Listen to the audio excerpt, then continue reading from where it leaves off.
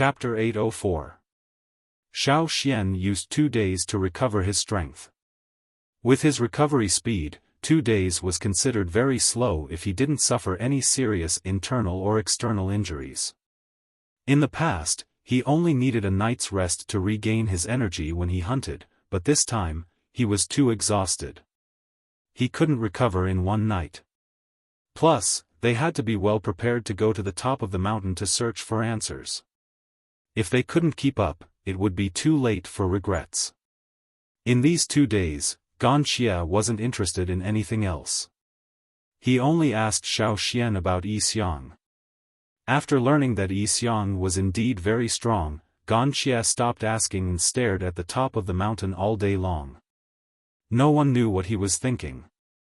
Yizong and Yi Qi were still heavily injured and couldn't walk. Yi Qi especially didn't wake up after he fainted. The slaves were so worried that they cried all day long. "Let's go." Xiaofan jumped onto the eagle's back and patted Cha-Cha's back gently. Wuxia was also on Cha-Cha's back. Cha-Cha reluctantly chirped before flying up. Cha-Cha rested a few times while carrying 2 people on his back. The higher they went, the thinner the air and the lower the temperature. The invisible pressure also became stronger. Wuxia didn't like places that were too cold. The people of the Han tribe had always lived in hot deserts. Although their living habits had changed a lot after they became like this, he was still the same. Places full of ice and snow would restrict his movements. He didn't like this kind of environment at all. However, for the alluring smell of blood, Wuxia was willing to take the risk. The higher they went, the fainter Wuxia's breath became. He tried to minimize his presence. Firstly, the pressure from above made him nervous. Secondly, he wasn't used to the cold. He felt like a hibernating beast. Breathing wasn't necessary for him to begin with. Now that he stopped breathing, he looked like a stone statue, motionless on the eagle's back. After passing through layers of clouds, the water vapor in the air turned into ice particles and hit their faces. A layer of white appeared on their hair and clothes. "Wait! Go over there." Xiaofan pointed in a direction and motioned for Cha-Cha to fly over. After finding a suitable landing point, Xiaofan jumped down from the eagle's back and stood on a protruding rock. He pushed aside the thick layer of snow on the rock and dragged out a white worm skin. The white worm skin was the same color as the snow. At first glance, it was impossible to tell the difference. If it wasn't for Xiaofan using his special vision, he wouldn't have been able to find it. When Xiaofan first came here, he also picked up a few white worm skins to make protective clothing. White worm skins had good defensive properties and could be used in a fight. At the same time, there was something else that the Yanjiao people valued the most: it could protect them from the core seed. When Xiaofan first came to Eagle Mountain, most of the white worm skins he brought back were already damaged. There weren't many of them to begin with. Every time they entered the cave where the core seed was stored, only a limited number of people could enter. The tribe had also discussed what to use as a replacement for the white worm skins. After all, it wasn't easy to come to Eagle Mountain and they might not be able to find white worm skins. It would be great if they could find a replacement. Unfortunately, they hadn't been able to find a suitable replacement. Now, Xiaofan could bring back more worm skins. Xiaofan touched the worm skins in his hands. He didn't know when the worms had thrown them down, but Xiaofan guessed that it shouldn't have been too long ago. Xiaofan rolled up the worm skin and tied it to his belt. He looked around and found a second worm skin nearby. He rolled it up and brought it along with him. He couldn't find a third worm skin within his field of vision. Xiaofan did not search further. The most important thing now was to see if the worms above had any other secrets. He would search for the other worm skins after he was done with his urgent matters. After a short rest, Cha-Cha flew up again. Xiaofan could feel that Cha-Cha was facing a lot of resistance, but Cha-Cha was happy to fly like this. Even though it wasn't going to enter Eagle Mountain this time, it was still excited to fly like this in a place like this. As it flew up, it raised its head. It was rare for it to be expressionless, but its eyes flashed with a red light. "We're close." They were getting closer and closer to the peak. "Over there." Ganxia pointed in a direction. Xiaofan gestured for Cha-Cha to fly over. They weren't at the peak yet, but he knew that even though the worms dared to steal from the giant mountain eagle's territory, they wouldn't dare to build their nests on the icy plains. They would keep a safe distance from the peak, so they didn't need to continue flying up to find the worms. Xiaofan saw a worm nest on the mountain. It was the same as the one he saw the first time he came here. The worm nest was made from worm silk. "They're changing." Xiaofan looked at the hive. Because he had experienced it once, he knew very well that the white worm no longer left the hive. Instead, it stayed inside, quietly evolving. "It's a full moon tonight." Xiaofan looked at the sky. The sun hadn't set yet, so the surroundings were still bright. Ganxia jumped down from the eagle's back.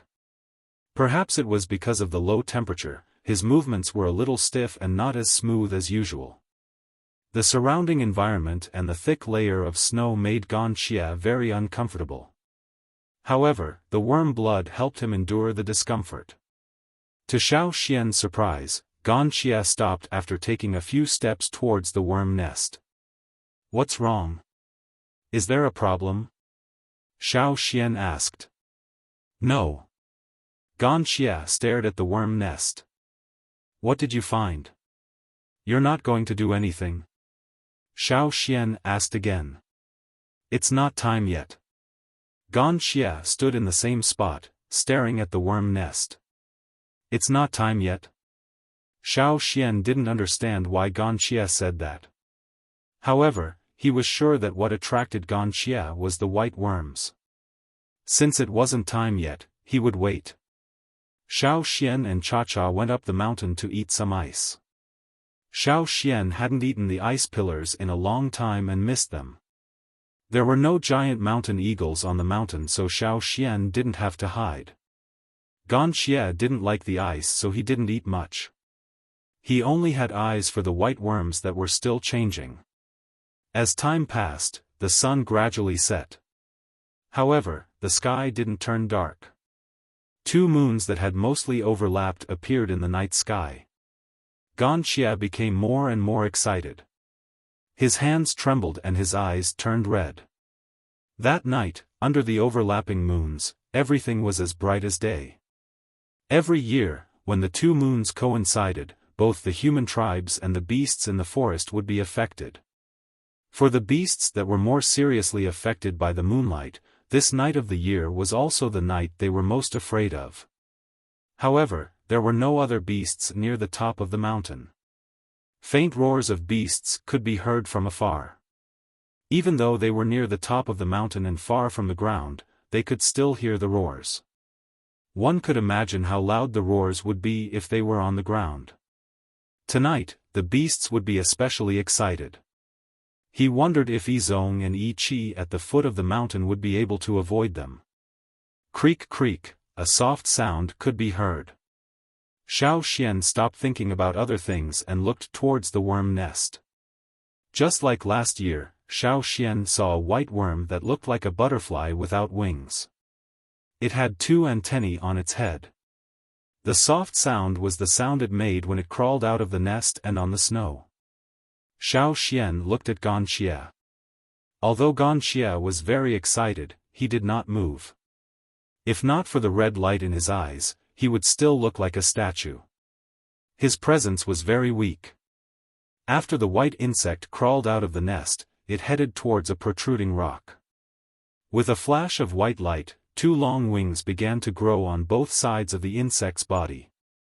Compared to the two outstretched wings, the insect's body was much smaller. The two wings were completely formed. As they flapped, there was a white fluorescence. The wings were like the many butterflies in the forest. After a slight pause, they flapped fiercely and left the snowy ground, flying into the distance. Star butterflies. This was the name that the people from the royal city mentioned. The night of the full moon was the only starlight under the bright sky. In the night sky, the two moons had completely overlapped. The world under the sky was as bright as day. Under such a sky, some white spots were not overshadowed by the moonlight at all. They flew up from the mountain. Those were the star butterflies from other parts of the mountain. The white worms that crawled up from the foot of the mountain had completed their transformation. Tonight, they all turned into star butterflies.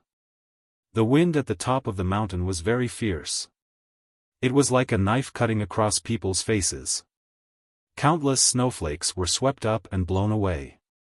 However, those flying star butterflies ignored the fierce cold wind and continued to fly higher and further. No one knew where they would fly to in the end. The first time he came here, Xiaofan stared at the star butterflies for a long time. However, this time, he only shifted his attention after the star butterflies flew up. Wuxia entered the worm's nest first. When Xiaofan went over, he saw Wuxia squatting on the ground. There was a puddle of something that looked like ice water where the white worm had been. Wuxia stretched out a finger and drew on the puddle of ice water. Then, he put the finger that was soaked in the ice water into his mouth. This is it. Wuxia's low voice was filled with excitement. This is it? This ice water? Looking at the puddle of ice water, Xiaofan remembered the first time he came here. He had wondered where the shell of the pupa went when the white worms were transforming. At that time, Xiaofan didn't see it. He thought that the star butterflies didn't have pupa shells when they were transforming. Now, it seemed that the pupa shells had disappeared when Xiaofan came here. The ice in the puddle of ice water could be the pupa shells. Moreover, the ice was melting quickly and the water was evaporating. Without thinking too much, Xiaofan took out a piece of worm skin and tied a simple knot to make a simple leather bag. He didn't have a bag that could hold liquid, so he could only use worm skin. Moreover, since it was from the star butterflies, it would be safer to use worm skin to store it. Regardless of whether it was related to forging or not, he would collect it first. Anything that caught Wuxia's attention was definitely not ordinary. Plus, the white worm had too many secrets. The worm skin and silk were all very useful. The blood stains that Wuxia found mysterious would definitely be a surprise to him. Are you in a hurry to drink it? If not, help me. Xiaofan handed Wuxia a bag made of worm skin. Wuxia didn't say anything. He took the bag and left to look for the next nest.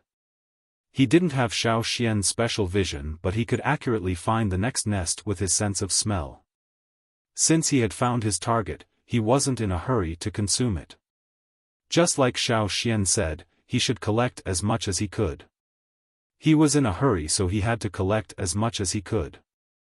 After collecting the ice water into the bag and tightening the opening, Xiaofan realized that the ice water in the bag had stopped melting. This was exactly what Xiaofan wanted. He let out a sigh of relief. He was afraid that the ice water would continue to melt and vaporize in the bag. In the end, there would be nothing left in the bag.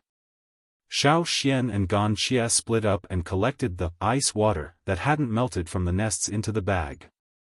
If it had completely melted, they would collect the water. If it had completely evaporated, then there was nothing they could do. Cha-Cha also helped to look for nests. Once it found one, it called out for Xiaofan to come over. Although Xiaofan and Wuxia were fast, they couldn't find all the nests. After going through 10 nests, they only found a small puddle of water. After a few more nests, there was nothing left. Xiaofan couldn't do anything about this. Luckily, he had already collected the ice water from 10 nests. After tightening the opening of the bag, Xiaofan put the bag aside and asked Cha-Cha to guard it.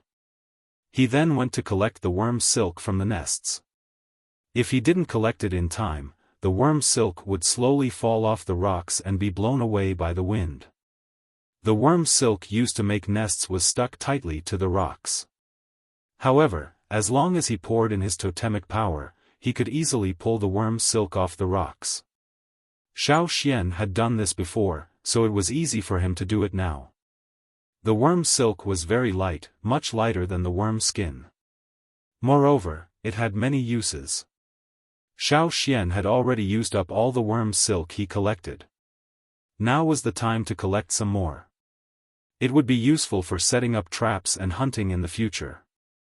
Wuxia didn't know why Xiaofan collected the worm silk, but he still helped. After all, if it wasn't for Xiaofan bringing him up the mountain, it would have been difficult for him to climb the mountain alone. The environment on the mountain severely restricted his movements. He was only able to obtain the mysterious worm blood this time because of Xiaofan's help. Therefore, if Xiaofan wanted to collect worm skin and worm silk, of course he would help. The worm silk was fine. It was light and easy to carry. However, the worm skin was too heavy and difficult to find. The white worms liked to kick the skin down the mountain. This time, Xiaofan found close to 20 before he stopped and continued his search. With the mysterious ice water, as well as the worm silk and worm skin, Xiaofan went down the mountain. He was already very satisfied with the harvest from this trip.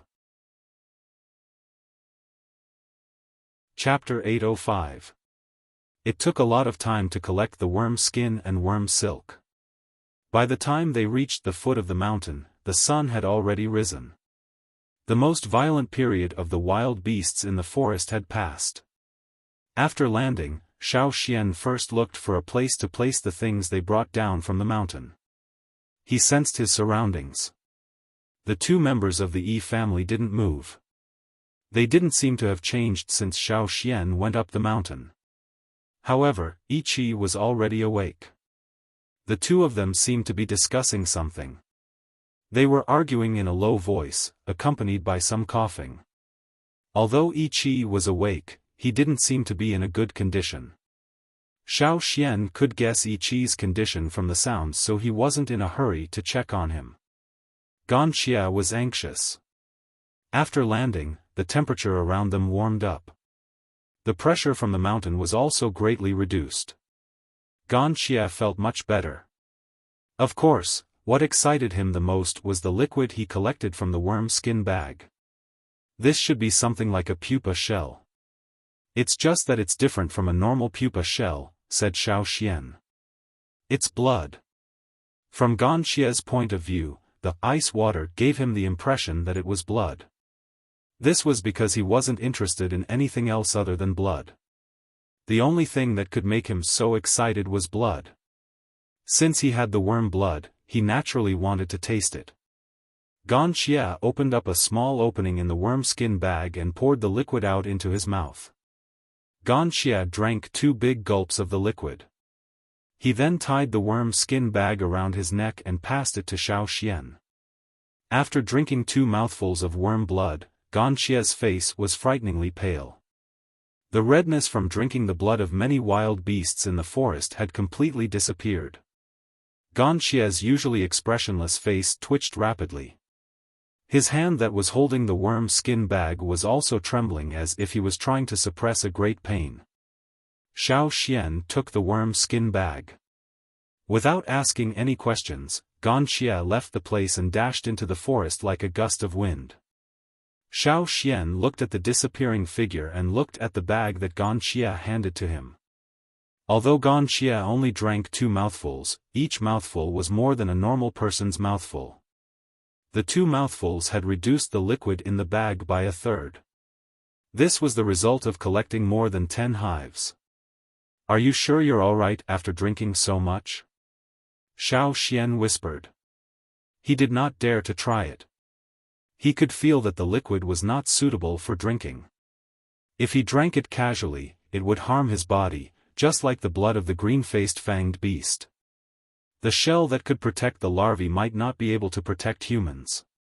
It might even be more destructive than the green-faced fanged beast blood. This knowledge grew stronger as he collected the mysterious liquid. He no longer dared to treat it as normal beast blood. Initially, he wanted to tell Wuxia his opinion. However, when he turned around, he saw that Wuxia had drunk it. He didn't know how he was doing now. Xiaofan asked Cha-Cha to follow him. However, Cha-Cha flew one round and quickly returned. Wuxia's location was quite far from the foot of the mountain. There were more fearsome beasts there. Moreover, during the past full moon, many of the beasts were still in their berserk state. However, the strange thing was that the beasts that seemed to have gone berserk did not approach Wuxia's location. Many of them even took a detour. Even Cha-Cha did not want to stay there and observe. After a while, a sharp whistle was heard. A strong murderous aura exploded. The wind blew, and the dense foliage in the forest was severely deformed. The strong wind was like a dancing blade. The whistling sound was chilling and murderous. There were some ferocious beasts in the forest. They were originally looking for prey and were planning to launch a surprise attack. However, under this sharp whistle, they were frightened by the sudden appearance of the fierce murderous aura. They quickly turned around and fled into the bushes further away. After the sharp whistle, a few beasts wailed. The wind was filled with the smell of blood. The startled flock of birds quickly flew away, and the herd of beasts also retreated. In just a moment, the forest, which was originally violent because of the full moon, suddenly became quiet. Only the smell of blood and slaughter was left in the wind, as if there was a dangerous demon hidden in the forest. The feathers on Cha-Cha's neck stood up. It immediately flew into the sky. When it felt that it was not safe, it would fly high. This was a kind of instinct. The 8 slaves who were guarding Yizong and his companion were also on guard. They looked around nervously. 2 of them had the same bloodline as EC's green mantis. The spines on their backs were sticking out because of fear and panic. What happened? This was what everyone was thinking. Xiaofan could tell that the smell was Wuxia's. However, the smell of blood was mixed with the smell of beast blood. It was definitely not the smell of a small number of beasts. With such a strong smell of blood, at least 10 beasts had been killed. Why did Wuxia suddenly kill so many beasts? Did he replenish his food supply? That couldn't be right. If he only wanted to eat, he wouldn't have killed so many beasts. So, was it because of the bug blood? Just as Xiaofan was about to go over to take a look, the wind gradually stopped. The pungent smell of blood also gradually dissipated. Actually, it wasn't that the smell of blood had dissipated. It was just that the wind had weakened. The smell of blood was no longer carried in this direction. After a while, Xiaofan sensed that Wuxia was coming over. He stopped and looked over. Not long after, Wuxia walked out of the forest. His cloak was messy and there was a large amount of beast blood splattered on it. He looked like he had just crawled out of a battlefield. His footsteps were heavy. He looked like he was injured. As Wuxia walked over, the murderous aura on his body gradually disappeared. When he looked over at Xiaofan, his eyes were still red. However, because he had retracted his aura, the murderous aura had faded. What's wrong? Xiaofan asked. It's nothing. It's just a small change, Wuxia replied. Xiaofan looked at Wuxia carefully. Although Wuxia looked a little tired, the sickly paleness was gone. In fact, he looked more like a normal person. The red light in his eyes had completely disappeared. If one didn't look at the fresh blood on his body, he looked no different from a normal person. However, Xiaofan felt that Wuxia had changed a lot. This change was probably positive for Wuxia. Otherwise, Wuxia wouldn't be so obsessed with the mysterious bug blood. Do you still want to drink? Xiaofan handed over the bag of bug skin that Wuxia drank from. When they went down the mountain, they had agreed that Yanjiao would take a third of the liquid that Wuxia collected. Therefore, there was still a third of the liquid left for Wuxia to drink. Wuxia didn't say anything. After taking the bag, he drank another mouthful. However, this mouthful was much smaller than the first two mouthfuls. He wasn't in a rush either. It seemed like he was just casually tasting the liquid. After drinking, Wuxia paused for a moment. Then, he handed the bag of bug skin back to Xiaofan. You can have the rest. You're not drinking anymore. Xiaofan looked at Wuxia in shock. He couldn't believe that Wuxia could walk out of the forest alive after drinking the liquid. While he was waiting, he had already dipped his finger in a little bit of the liquid. He also knew that the liquid was something that Yanjiao people couldn't use. However, Wuxia was an anomaly. He could handle things that other people couldn't handle. These things might be the kind of things that you guessed would be extremely useful for forging. I can feel that it's similar to the green-faced fanged blood from your tribe. Wuxia explained in detail. Wuxia was better at distinguishing blood than Xiaofan. Since he said so, Xiaofan's guess was much more likely to be correct. Is that all? Xiaofan didn't argue. He kept the bag of bug skin and tied it properly. Muyao had brought the royal city people here to search for the bug blood that the Gongjia ancestors had mentioned. It was a pity that before Muyao could find it, they were attacked by a group of giant mountain eagles. They didn't know how Muyao was doing, but perhaps they could find out more from the Yi family. The team that came all the way here to search for bug blood had suffered great losses.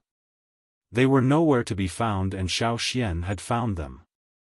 According to Xiaofan's plan, he wanted to bring Yi Zong and Yi Qi back to the tribe. He wanted to get more information from the Yi family. Perhaps they could tell him more about the use of bug blood.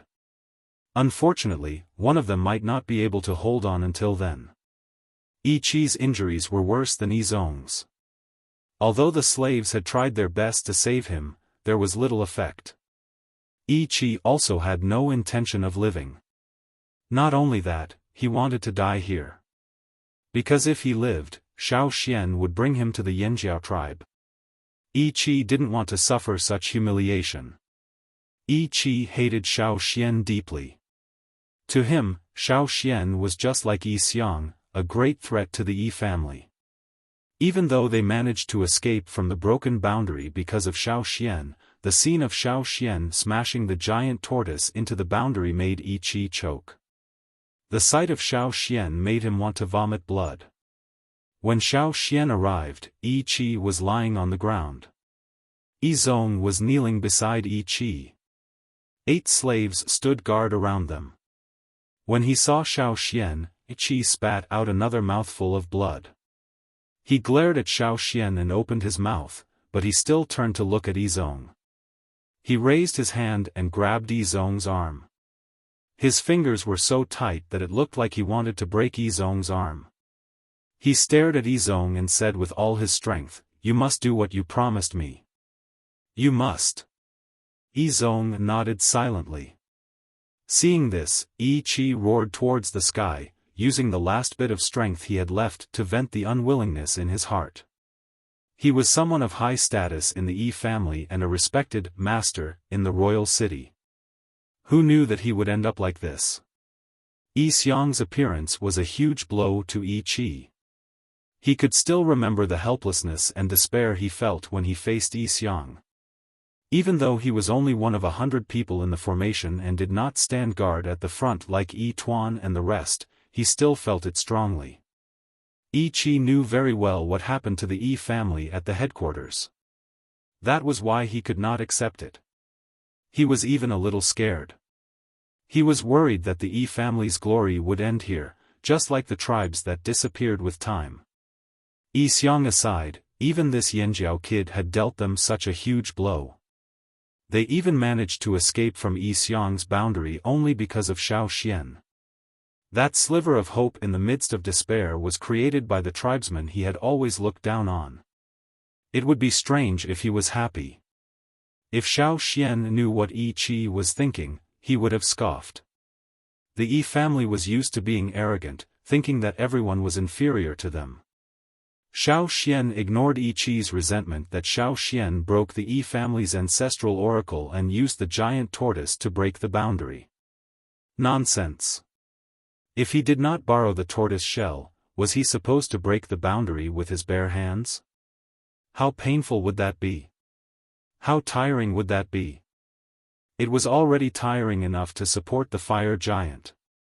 Of course he had to choose the most efficient way to get out of this predicament. What were the first two skills that had been passed down from their ancestors to the present day that were recognized by the tribesmen? One was fire, and the other was a tool. Only idiots would not use the tools they had. Thankfully, Xiaofan did not know what Yi Qi was thinking and did not say it out loud. If Yi Qi heard Xiaofan's reply, he would have spat out more blood before he died. Yi Qi breathed his last. The Yi family had a tradition of choosing their own graves and did not insist on being buried at the Yi family headquarters. Moreover, the royal city was not the ancestral land of the Yi family. In terms of feelings, the Yi family did not have as much attachment to the royal city as the Ji family. After all, the Ji family had many farms and valleys. The Yi family only needed to bring their own divination tools and did not have a strong sense of belonging to the royal city. When Yi Qi felt that he could not hold on for much longer, he had already negotiated with Yi Zong. 2 of his 4 slaves would be buried with him while the other 2 would follow Yi Zong. Yi Zong found a place near the mountains to bury Yi Qi. Yi Zong did not need to do anything for the other 2 slaves buried with him. After digging the graves, they would end their own lives. The slaves brought here by Yi Zong and Yi Qi were all well trained. The mark of a slave was deeply imprinted in their minds. They would never betray their masters. Even if they had other ideas, they would carry them out. Xiaofan did not interfere with the burial of Yi Qi. Yi Zong had talked to him about the terms. What surprised Xiaofan was that Yi Qi would rather die than be captured by Xiaofan and brought back to the Yanjiao tribe.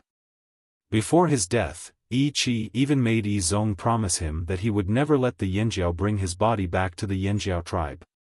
On the contrary, Yi Zong did not reject being taken back to the Yanjiao tribe as a captive at all. Xiaofan was not sure whether this idea was true or not, but it was at least 70 to 80% credible. Yi Zong might have really been willing to be captured, but he did not say what other ideas he had behind this. However, he did promise Xiaofan that he would not do anything harmful to the Yanjiao tribe. He swore on the totem of the Yi family. Regardless of whether it was true or not, after Yi Zong buried Yi Qi, Xiaofan took Yi Zong and his 6 slaves away from the mountains and returned to the Yanjiao tribe. 20 worm skins, a large bundle of worm silk, and 2 small bags of mysterious ice water left behind by the star butterfly during its metamorphosis were also taken away. Chapter 806. Because he had to bring Yi Zong and 6 slaves, Xiaofan's return was much slower. Fortunately, Yi Zong's 4 slaves and the 2 left behind by Yi Qi made the 6 slaves strong enough to not drag them down. Moreover, Yi Zong would occasionally perform divination to confirm which direction was the safest. Even if Yi Zong could not hold on, Xiaofan could use a straw rope to perform divination to avoid unnecessary trouble. Xiaofan did not fly on the eagle's back. He kept an eye on Yi Zong and obtained more information from Yi Zong on the way back. According to Yi Zong, the mysterious ice-like liquid they had collected was probably what the people of Royal City were looking for. According to the Gongjia family's ancestors' notes, the star butterfly's blood could be used to forge top-grade treasured swords. As for how it could be forged, Gongjia Yu, who had come with them but had died under the eagle's claws, did not explain. Yi Zong really did not know. Xiaofan also asked Yizong about the strange black world. Yizong was tight-lipped too, only telling Xiaofan that it was a spiritual world that was connected to one's consciousness. If one was killed in that world, one would die even if there were no wounds on one's body. How could one live without a soul? From another perspective, it was equivalent to brain death.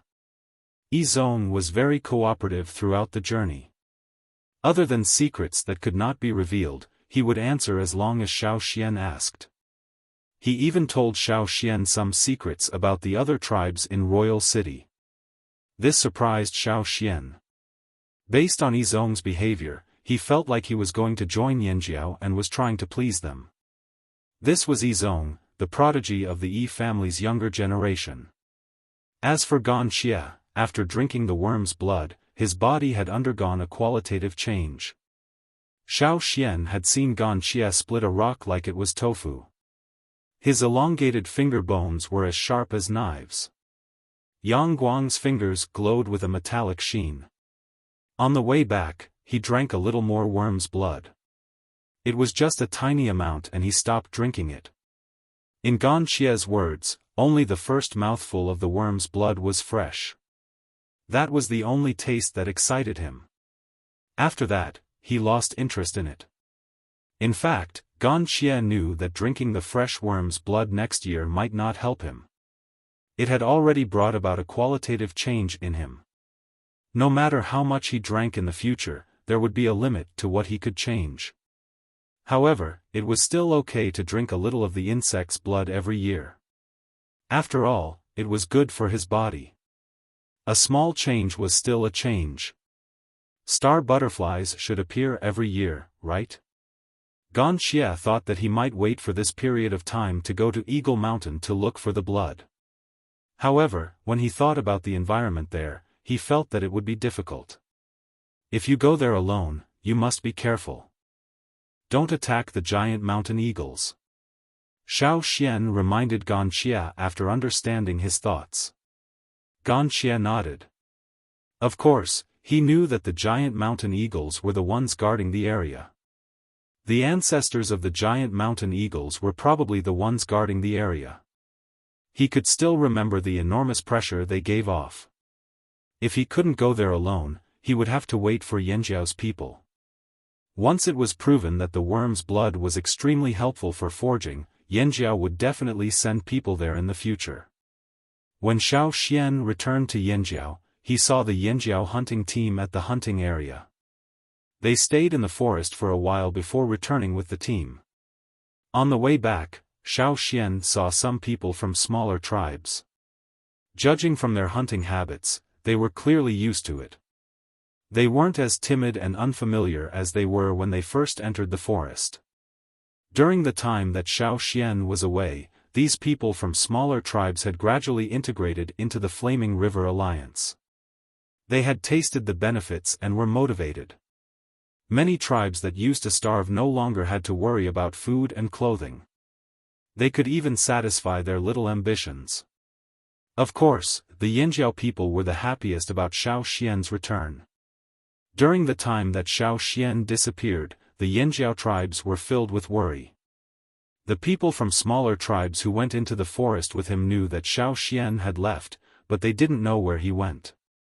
The Yanjiao people were tight-lipped, so they had no way of knowing. That was why there were all kinds of guesses in private. There were also people who were gloating over other people's misfortune. Some people even said that the Yanjiao Grand Elder might have been eaten by a wild beast in the forest. In the end, the Yanjiao warriors heard those words and beat them up. They even said that if they heard such words a second time, they would kill them on the spot. Yanjiao was now the leader of the Flaming River Alliance. If the smaller tribes wanted to survive in this alliance, they had to rely on Yanjiao. That was why, after being warned, the rumors about Yanjiao quickly disappeared. Even if they said it in private, they were very careful. They wouldn't let the Yanjiao people hear them. Even though there were no more suspicions, many people in Yanjiao were still anxious. From the chief to the warriors, they were all restless. The leaders' tempers were getting hotter and hotter. One wrong move and they would explode. They were still suppressing their anger because Guizhe said that Xiaoxian was still alive. As a shaman, Guizhe could roughly sense Xiaoxian's location. He wasn't in danger. When they heard that Xiaoxian was back, the gloomy atmosphere in the Yanjiao tribe changed. It was as if they had reaped a great harvest. From the top of the mountain to the streets of the trading point, the atmosphere suddenly lightened up. A traveling team that had just arrived at the Flaming River trading point was walking around the trading point. When they saw the guards patrolling the streets, they were behaving strangely today. Their usual cold faces looked as if someone owed them 1,000 animal skins, but today, they were all grinning from ear to ear. "What's the good news in Yanjiao?" Someone in the team asked the people from the other teams in a low voice. "I heard that Yanjiao's Grand Elder is back." The person who answered let out a long sigh of relief. Before this, they didn't dare to mention Yanjiao's Grand Elder in the trading point. They were afraid that the Yanjiao people would beat them up if they said something wrong. In the worst case, they might even draw their swords. When Ao, who was overseeing the construction site, heard the news, he quickly stopped what he was doing and rushed back to the headquarters. When he saw the eagle in the sky, he was relieved. When he saw that Xiaoxian was unharmed, he finally relaxed. Although Guizhe had already gone out to search, Ao still brought some people to search in the direction that Guizhe had pointed out. However, they received news that something had happened at the trading point, so they rushed back to deal with it. "You're back. It's good that you're back. Ha ha ha, you're finally back. If you didn't come back soon, would have thought that something had happened to you." Duo Kong strode over and gave Xiaoxian a bear hug. Then, he patted Xiaoxian's shoulder with all his might. Before this, he wouldn't have said this. When Duo Kong heard that something had happened to Xiaoxian, he would also act like the other Yanjiao people and beat the person who said this. However, now that Xiaoxian had returned safely, he didn't have to worry about it anymore. On the mountain, Gigu and Guizhe, as well as the two retired shamans, went down the mountain to welcome them. They were happy that Xiaoxian had returned safely. The tribe was where it was today because of Xiaoxian. However, after the initial excitement, they noticed that out of the 7 people that Xiaoxian had brought back, the other 6 were obviously slaves. The one in the middle was probably the target. "Is he the Yi family member you mentioned?" Gigu asked Xiaoxian. "Yes, Yi Zong from the Yi family," Xiaoxian said. "Yi Zong from the Yi family?" Zheng Luo, who had just arrived, glanced at them sharply. The 6 slaves guarding Yi Zong immediately tensed up. The Yanjiao people around them were too hostile, and many of them were strong. If a fight really broke out, the 6 of them wouldn't be able to protect Yi Zong. "Is there a problem with Yi Zong from the Yi family?" "No, Yi Zong from the Yi family? The Yi family member from the royal city team that hunted us back then?" Duo Kang's smile immediately faded when he heard that Xiaoxian had returned. He stared at Yi Zong with a murderous glare that wasn't much weaker than Zheng Luo's. Duo Kang gritted his teeth when he thought about how they were hunted down when they migrated. If Xiaoxian hadn't brought them across the sea, it was hard to say how many of them would have survived. It was even possible that all of them would have been wiped out. When they migrated from the other side of the sea, they were hunted down by the royal city team and other organizations. Although Yi Zong wasn't the one who gave the orders, he was an accomplice and an enemy if he participated. They didn't believe that Yi Zong didn't want to kill them back then. When he followed the team to hunt them down, did he think that this day would come? Duo Kang flexed his fingers, thinking about how to deal with this captive. But after some thought, he felt that something wasn't right. If Xiaoxian had brought him back alive, it definitely wasn't to kill him. Sure enough, Gigu only ordered people to bring Yi Zong to a cave and lock him up with the slaves. He didn't immediately give the order to execute him. When they reached the top of the mountain, everyone else had left. Only a few of the most important people in the Yanjiao tribe were left in the stone house. Xian, tell us what you think, Gigu said. There was no one else here, only the elders, the chief, the shaman, and the team leader. Xiao Xian told them about the incident. Xiao Xian didn't mention the mysterious power in his body. He emphasized that he had borrowed the power of his ancestors. This also explained why he had brought Yizong back alive. Only Yizong was left in the royal city team. Xiao Xian wanted to know more from Yizong. One was about the dark world of the Yi family. Xiao Xian wanted to know more, but unfortunately, Yizong didn't say much. The second was about the bug blood. Did the bug blood have other secrets? Like casting? What? That bug blood can really make better weapons? Hearing Xiao Xian's explanation, Duo Kong couldn't sit still. It's just a guess. We still need to test it. Xiao Xian took out 2 bug skin bags. Test it. Test it. Test it today. Not only Duo Kong, but the others were also excited. The green-faced fanged beast's blood had already given them the advantage of making better weapons. If it could make better weapons, of course they were excited. Wait, Xian, you haven't finished yet. What's the third one? Guizhe asked. Everyone was already excited by the bug blood. Hearing this, they suppressed their excitement and anticipation and looked at Xiao Xian, waiting for him to finish. The third one is also the one that has the most to do with Yanjiao. Xiao Xian paused and said, the reason why I brought Yizong back safely was because of the condition Yizong gave me. He said that he was willing to sacrifice the rest of his life to help Yanjiao expand. Our expansion of the trading point has nothing to do with Yizong. How can he help us?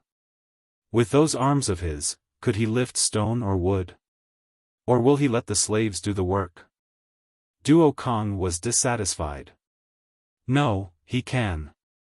Guizhe and the 2 retired witches leaned forward. They understood Xiao Xian's words. Others might not understand, but as witches, they were very sensitive to certain things. What do you mean? Everyone in the room looked at Guizhe and the other 2 witches. Rumor has it that the Yi family can observe everything in the world. They can see the past and the future. Guizhe said. Gigu frowned, then his eyes widened. You mean, he can point out the best places to build and what to avoid? That's right. The Yanjiao tribesmen had been frightened by all kinds of natural disasters. Back then, the Yanjiao tribe had to leave their homeland because of natural disasters and split up. Forget about Zhengluo's branch, the Flaming River branch had lived in isolation from the rest of the world for almost 1,000 years.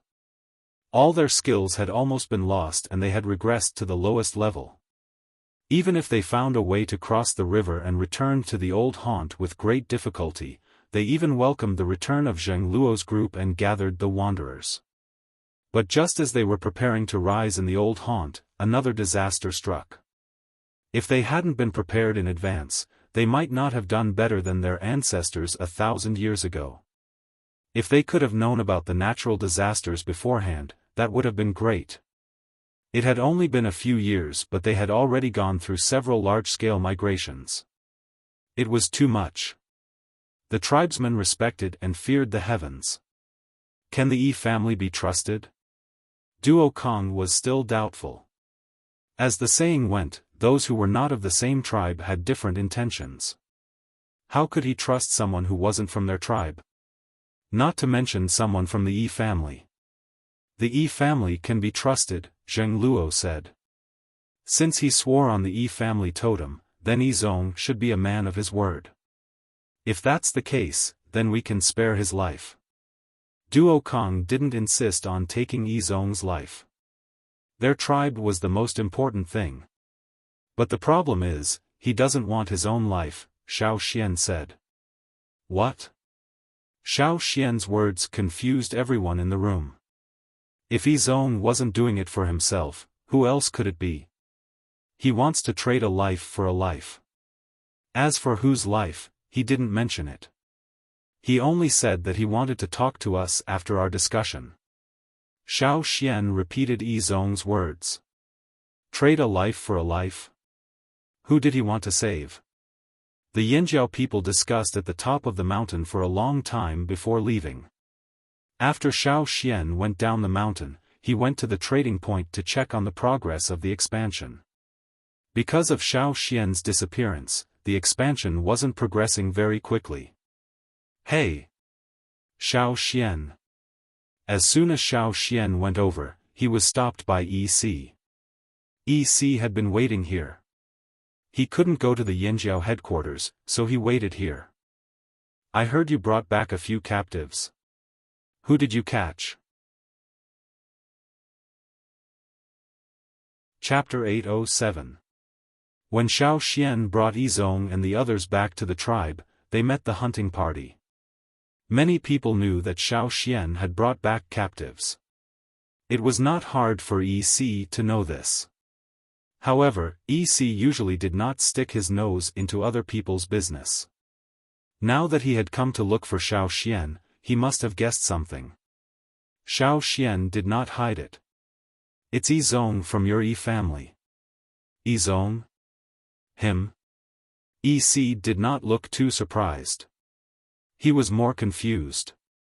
He had already guessed the other party's identity from the descriptions of the hunting party. However, he was still puzzled when he heard Xiaoxian confirm it. It was possible that he was a peripheral member of the E family. However, based on EC's understanding of Yizong, based on his understanding of the E family, most people from the main branch would rather die than become captives, especially from these tribesmen. This was what puzzled him. Who was Yizong? He was the most outstanding person in their generation. EC had heard people say that if anyone in their generation could reach Yizong's level in the future, it would definitely be Yizong. To EC, who was also from the main branch but was a loser, Yizong was what the elders called someone else's child. Because he knew how outstanding Yizong was, EC was still puzzled by Xiaoxian's confirmation. Can I meet Yizong? EC asked. Seeing Xiaoxian look over, EC hurriedly said, I promise, I will never do anything to harm Yanjiao. After all, I've already left the E family. Xiaoxian looked at EC in silence for a moment, then nodded. All right. Xiaoxian was not in a hurry to check out the construction site anyway. He turned around and led EC over. Grasshopper, the half-beast human slave beside EC, also followed. EC looked at Grasshopper, then at Xiaoxian. Can I bring him along? Yes, Xiaoxian said. The Flaming Horn tribe's territory was very big. After they moved here from the old haunt, they expanded their territory. There were many small hills in the territory. Some of the hills were inhabited by wanderers, some were used for training or stone mining, and some were used to imprison people. Yizong and his 6 slaves were locked up in a cave on a small mountain. The prison door in the cave was made of bronze. Unless they could break through the cave, it would be very difficult for them to escape. When Yizong saw EC, his expression changed slightly. He was not surprised. Instead, he smiled. This made EC even more puzzled.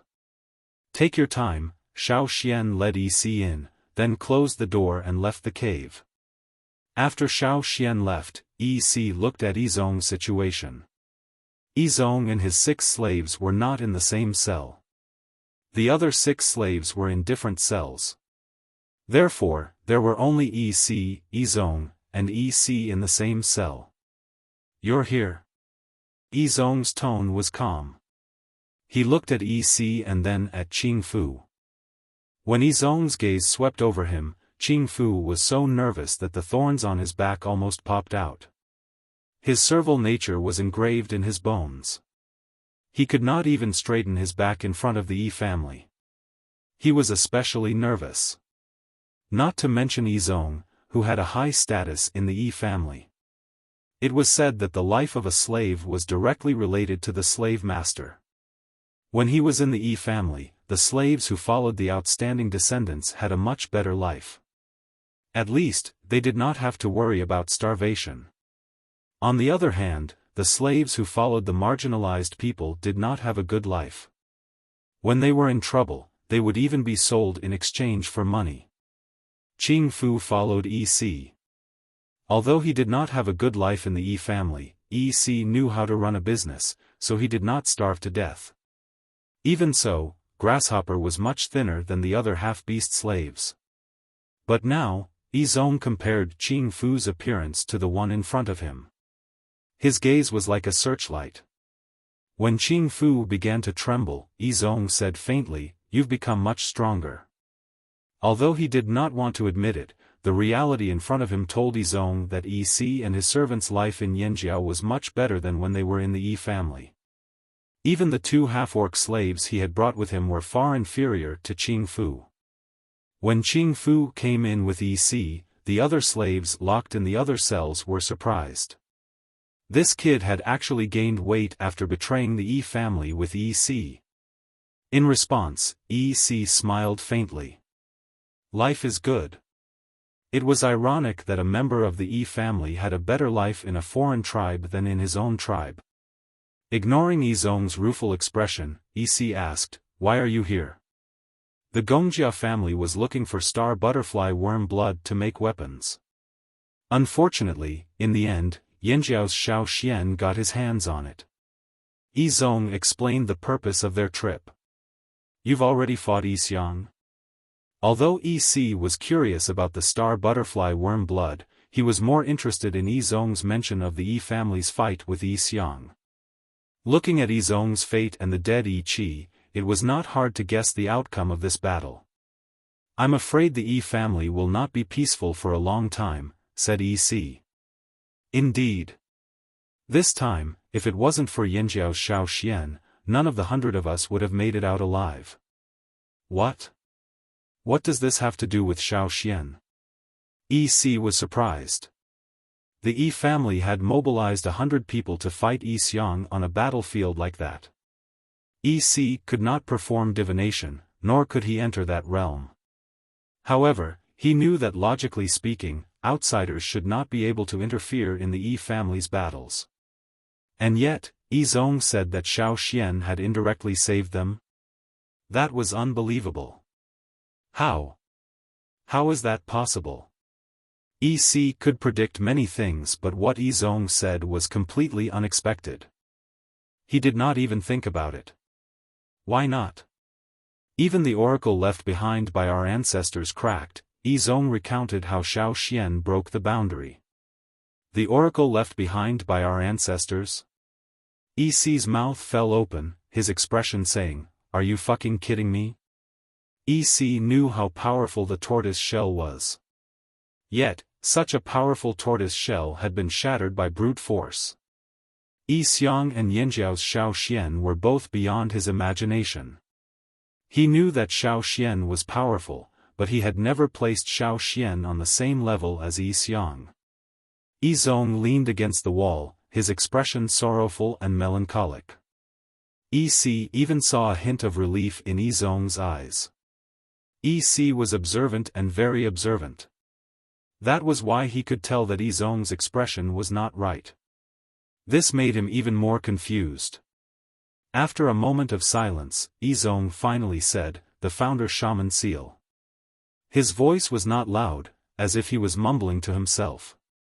However, in this cave, the other slaves did not dare to breathe loudly.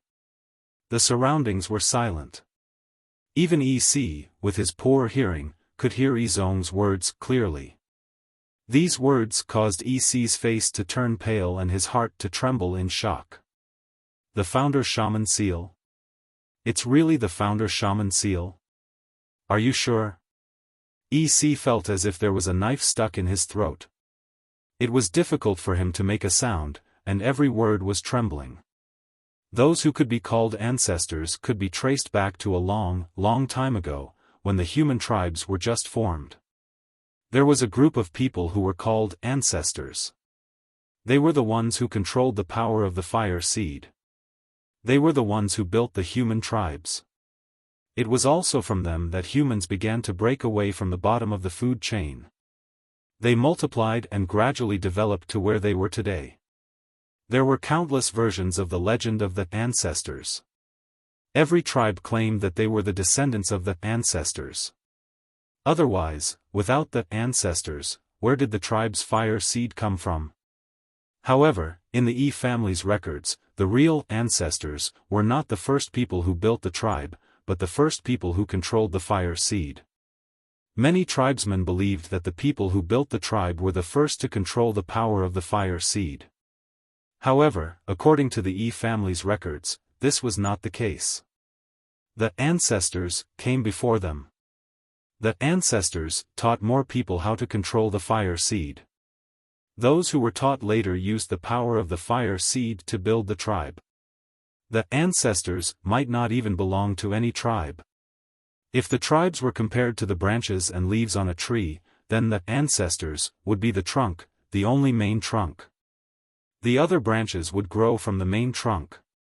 In the Yi family's records, there was limited information that could be passed down. This was because the Yi family had many special ways of passing down information and preserved more of the history.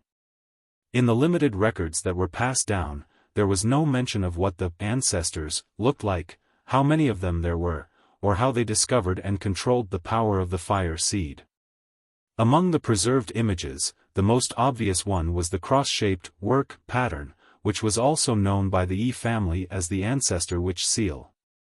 Legend had it that the appearance of the ancestor witch seal was accompanied by the appearance of witches. Therefore, the ancestor witch seal was a representation of the ancestor witch. Everyone who knew about the ancestor witch seal was in awe of that pattern. This was also why even Yi Xiang could not remain calm when he saw the ancestor witch seal appear where Xiaofan was. Just as Yi Xi's heart was in turmoil, Yi Zong asked again, "Do you think the ancestor witch is still alive?" This alive did not necessarily mean alive in the eyes of the Yi family. Even if the body did not exist, it was not completely dead. The Yi family acknowledged the existence of souls. According to the ancestors of the Yi family, it was difficult to live without souls. Birds, beasts, mountains, rocks, water, wood, as well as souls. Everything had a soul, but some were so strong that even ordinary people could not ignore them, such as fire crystals. Some were so weak that even people with sharp senses could not detect them. The bone-reading beasts were created by the Yi family using the power of souls. Yi Si understood what Yi Zong was referring to. The ancestor witch was too mysterious, and because it had been too long, no one knew the truth.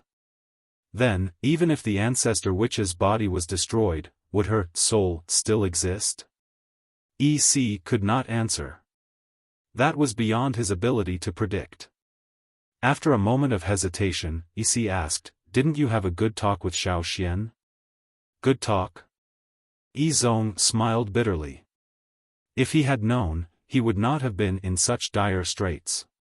When he thought about how he had followed the royal city's army to hunt down the Yanjiao tribe, Yi Zong felt like he had lost decades of his lifespan.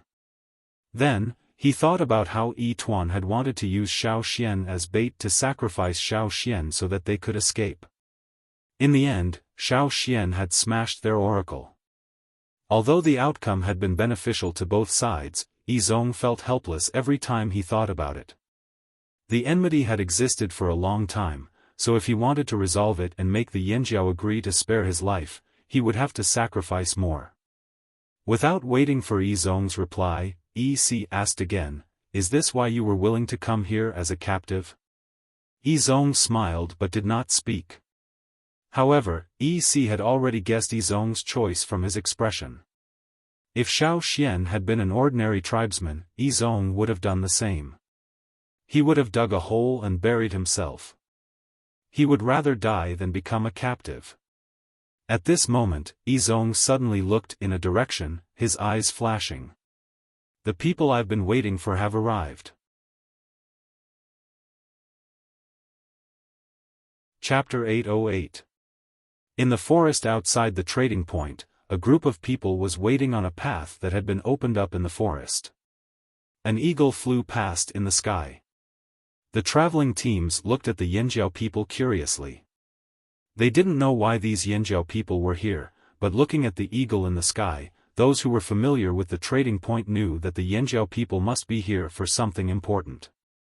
Otherwise, this eagle wouldn't have appeared here. The traveling teams were curious, but they didn't want to be implicated. If something really happened and a fight broke out, they wouldn't even have time to cry if they were accidentally injured. Therefore, some of the teams only glanced in that direction a few times before taking a detour. Xiaofan sat on the back of the eagle and looked in a direction in the distance. He'd heard the conversation between EC and Yizong in the cave that day. There hadn't been anyone else at the cave entrance at that time, so he'd moved the people who had been guarding the cave entrance away. Xiaofan was very curious about the founder shaman seal that Yizong had mentioned, because it hadn't been recorded in the Yanjiao ancestors' notes. Of course, it could also be that the Yanjiao tribe had been through multiple migrations, and the tools used to pass it down were limited, so it couldn't be passed down to this day.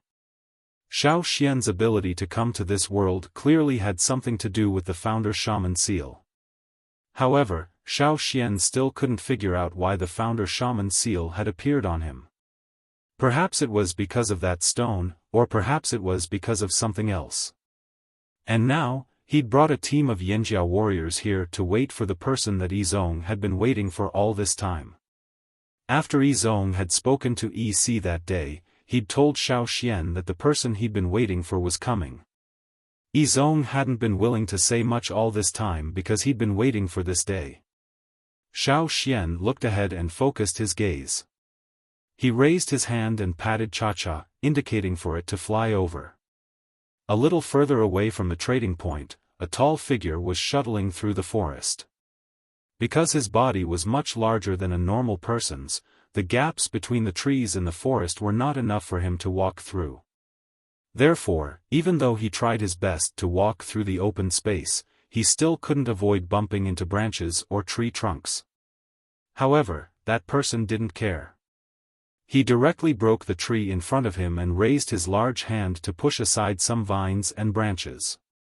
His entire person looked very clumsy, but his movements didn't seem to be slow. His footsteps were very hurried. Some of the small beasts in the surroundings had already fled upon hearing the sound. In the forest, there were many bloodstains on that person's greenish-gray skin. There were many wounds from sharp and blunt weapons. That person raised his hand to wipe the sweat and blood off his face. His beast-like eyes stared straight ahead as he ran quickly.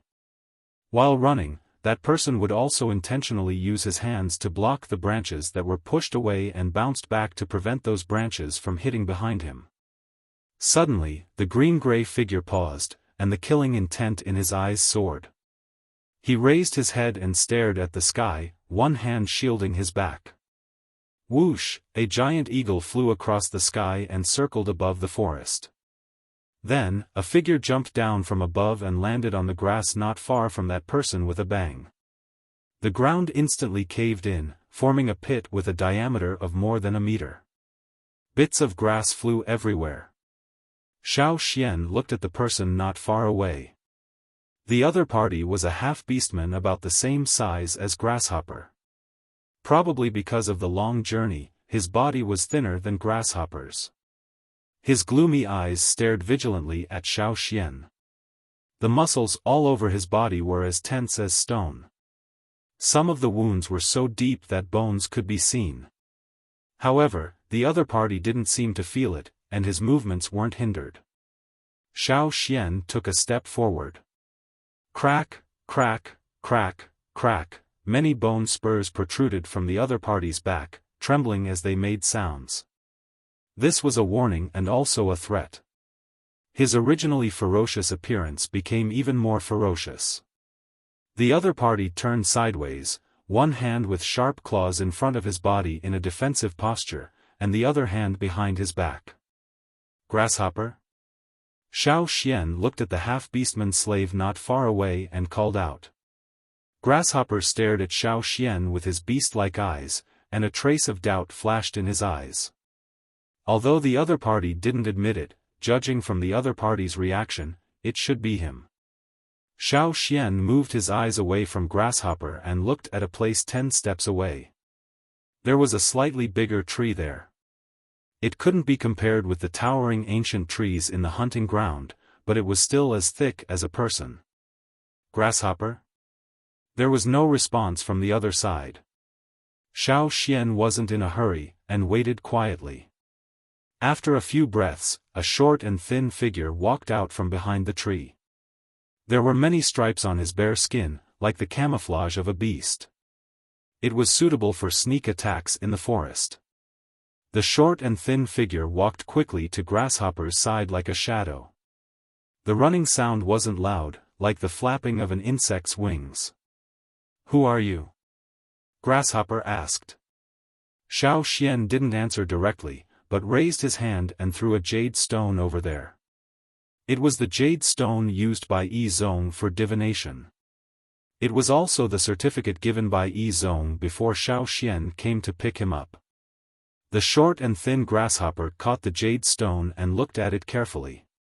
His vigilant face relaxed a little, and a little joy appeared on his face.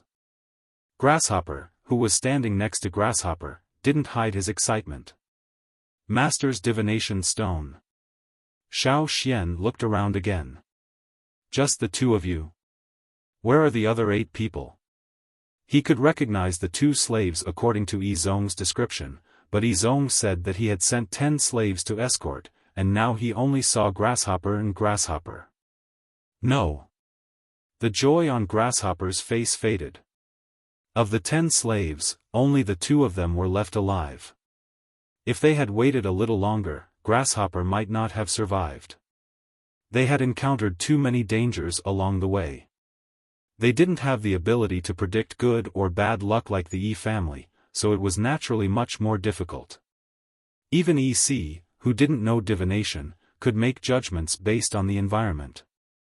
Therefore, although EC and Grasshopper were only master and servant, it was much easier for them than for Grasshopper and Grasshopper. Grasshopper and Grasshopper were complete strangers to this continent. They didn't understand the language, so it was even more difficult for them. "Where's your little master?" Xiaofan looked at Grasshopper and asked. Grasshopper looked at Xiaofan and then at Grasshopper, but didn't move.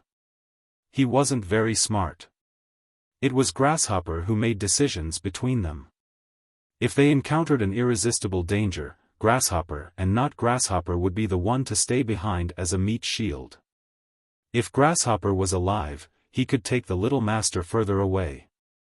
But if Grasshopper was alive, he would probably be killed soon. This was also the reason why Grasshopper had more injuries. "Greetings to the little master." Grasshopper didn't let down his guard against Xiaofan. Xiaofan didn't care. He could feel a life force behind Grasshopper. As long as he was sure the little master was alive, it was fine. "Follow me." Xiaofan turned and walked back to the tribe. Grasshopper looked at Grasshopper. Grasshopper followed him, so he also followed. On Grasshopper's back, there was something woven from vines. It looked like a shell. Inside the shell, there was a basket with a baby in it. It was Yizong's half-year-old son. It wasn't easy to bring a half-year-old baby from the royal city to here. Xiaofan brought Grasshopper and Grasshopper to the cave where Yizong was locked up. For several days, Yizong had been doing divination. No one knew what he saw, but they saw more and more white hair on Yizong's temples. Yizong's eyes were red, and his hands trembled as he took his son. There were some secret recipes that were specially made for long journeys. They could be fed to babies, and they could also let them sleep after eating without affecting the journey. Therefore, when they arrived in front of Yizong, the baby, who was protected by the slaves, was still sleeping peacefully. When Yizong left the Yi family, his son hadn't been born yet. However, before he left, he did a divination once. After discussing it with his wife, he made a few plans. If something happened to the Yi family, he would send the child away. The other members of the Yi family didn't know that Yi Zong, who had reached a bottleneck in his divination, actually did a divination before leaving the Yi family. Moreover, it was a very successful divination. Everyone else thought that Yi Zong left to train to break through his bottleneck, but only his trusted aides knew that Yi Zong had other plans. Now, his baby son had been secretly sent away. As for the Yi family, Yi Zong's newborn son had disappeared during the Yi family's turmoil. However, Yi Zong hadn't decided where to send the child at the time. He only made the decision after the battle with Yi Xiang. He had been looking for the safest place to send his newborn son away from the Yi family's turmoil. After all, it was very difficult for such a young child to survive in the chaos of the Yi family. However, Yi Zong didn't expect that in the end, the safest place would be here. At first, Grasshopper and Grasshopper didn't know where to send their young master.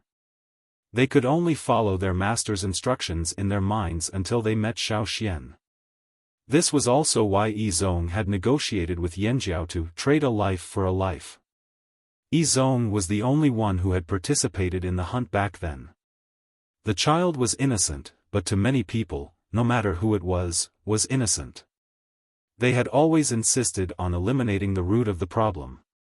In order to make Yanjiao accept his son, Yi Zong had decided to use up his lifespan and almost all of his life's energy in advance to plan for Yanjiao's expansion. This was the greatest sincerity he could show to Yanjiao. This condition was hard for the higher-ups of the Yanjiao tribe to reject. Yanjiao's elders, chiefs, and shamans had all agreed to Yi Zong's conditions. As long as he didn't do anything that would harm Yanjiao's interests, they would allow Yi Zong's son to live on Yanjiao's territory.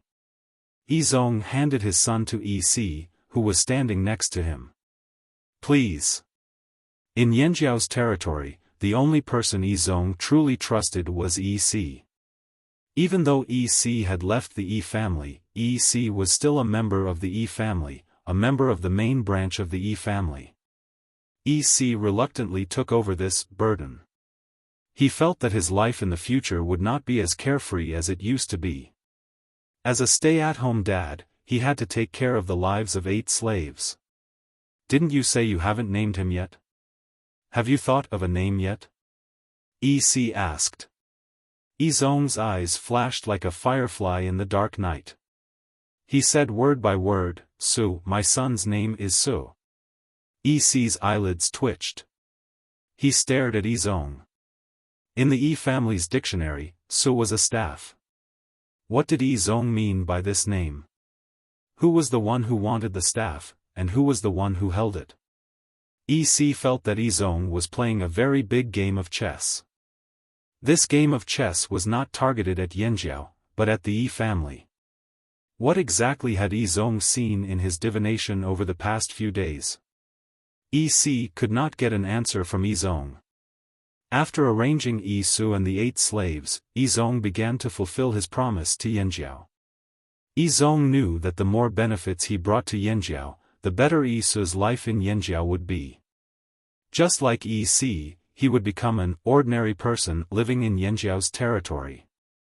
Yi Zong did not understand why he trusted Yanjiao's promises so much.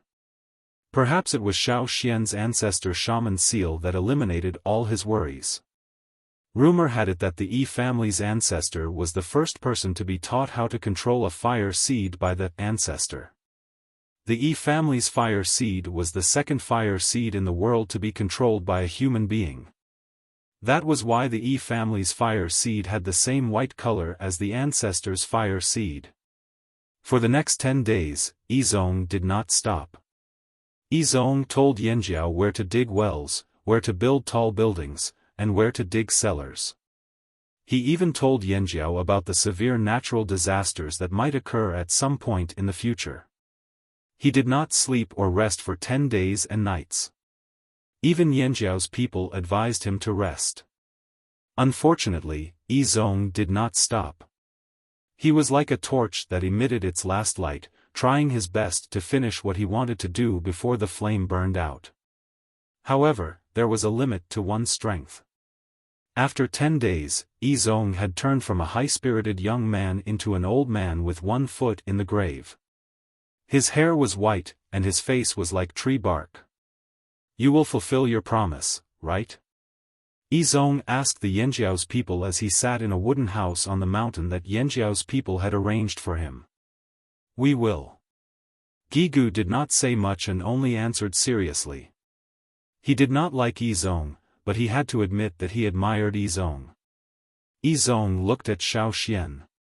When he saw Xiaofan nod, he finally relaxed. Yi Zong did not have much time left. He wanted to talk to Yi Si in his last moments. After the Yanjiao's people left the wooden house, Yi Zong said, "I think I understand why Yi Xiang is doing this." Yi Si looked at Yi Zong in surprise. He did not understand why Yi Zong would think that. The Yi family has been sick for a long time. "They are sick to the core," Yi Zong said slowly in his old voice. The Yi family was sick. They were no longer the Yi family at their peak. That was why Yi Xiang did not care, and even wanted to destroy them. It had nothing to do with the grudges that everyone thought they had. Since they were a bunch of trash, what harm was there in destroying them? That was probably what Yi Xiang was thinking. As for why Yi Xiang waited until now to act, perhaps he was waiting for an opportunity. Within the Yi family, the main branch and side branches were drifting apart. The difference in thinking was getting bigger. This time, with the main branch severely damaged, the side branches would not let go of this opportunity. They would enter a civil war that would be triggered by external forces. Before he left the Yi family, Yi Zong had divined that there would be a crisis. Even if Yi Zong was stuck at a bottleneck, he was still the most outstanding member of the Yi family in his generation. However, between returning to the Yi family to quell the civil war and helping Yi Su settle down, Yi Zong chose the latter. Ridiculous. Pathetic. Yi Zong did not expect that the safest place he found, the last escape route, would be the Yanjiao tribe that the Yi family had always looked down on. The Yi family, who had always been known for their good eyesight, was actually so blind. The Yi family did not know when it started, but they had been blinded by vanity. They had become blind. For petty profits, they had used the skills passed down by their ancestors to make cheap schemes. Yi Si, who did not have the ability to perform divination, was actually the smartest person in the Yi family. He was the first to avoid the storm. When the storm formed, he had already left and found the safest place. Blind. How blind.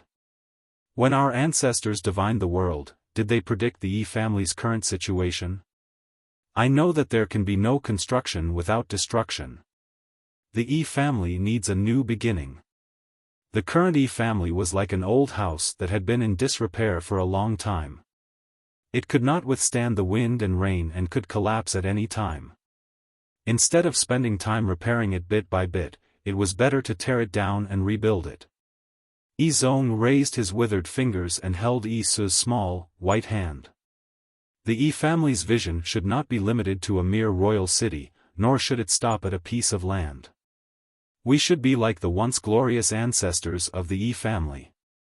We should see the mountains, rivers, lakes, and seas, observe the life and death of plants, trees, water, and stones, and observe the emptiness of the world. The Yi family should see the world. The world. Yi Zong roared with all his might. This was his last venting before his death. Every word seemed to be filled with blood. Yi Si's heart also ached when he heard this. How could he not know the current state of the Yi family? If he had not been so disappointed, why would he have left his tribe and come here to seek survival? 2 lines of tears flowed down Yi Zong's withered face. If he could wake more people up with this strategy, everything he had done would not have been in vain. His only regret was that he would not be able to see that day. Yi Zong looked at Yi Si. If possible, I hope he can follow that person. That's very difficult. EC understood that Yizong wanted Yi to follow Xiaoxian. Just like in the Yi family's records, the Yi family's ancestors were the first to follow and control the fire seed.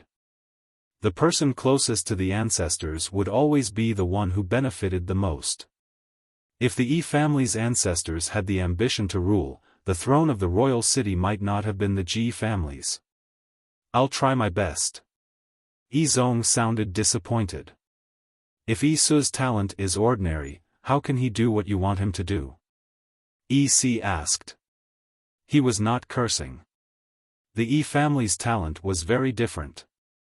Even if the father was powerful, the son might not be. For example, EC's grandfather and his grandfather's grandfather were very powerful, but unfortunately, each generation was weaker than the last. EC's father was an ordinary person. When it came to EC, he did not even have the ability to perform divination. If not for his other skills, he would have starved to death long ago. Yizong was the genius of their generation, but Yisu's talent might not be the same. Even if EC's divination skills were strong, he could not predict Yisu's future. He can. Yizong's gaze was resolute.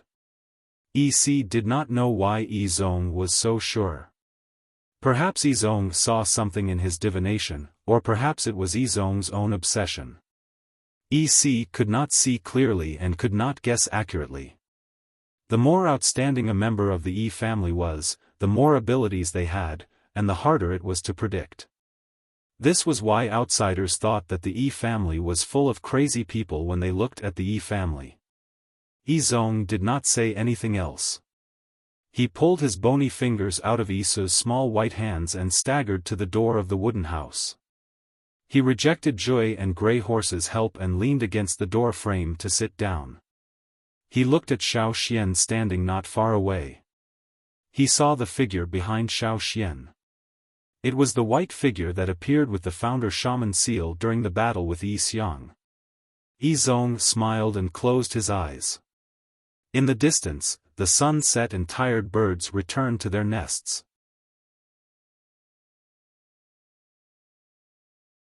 Chapter 809. Yizong's funeral was handled by EC, and Yanjiao didn't interfere. EC chose to bury Yizong somewhere in the forest, not in Yanjiao's hunting area. There weren't many wild beasts living in that area. After Yizong left, he left behind 2 slaves, the 4 slaves who followed Yizong to Eagle Mountain, and Grey Horse and Bat, who brought Yisu back. Altogether, there were 8 slaves. These 8 slaves were given to the next owner after the previous owner left, which was Yisu, who had not yet weaned off milk. Before Yisu could make his own decisions, EC was in charge of him. As long as he didn't hurt Yisu, the 8 slaves would be under EC's management. With 8 more slaves and a child under his command, EC's life became busier, but still relaxed.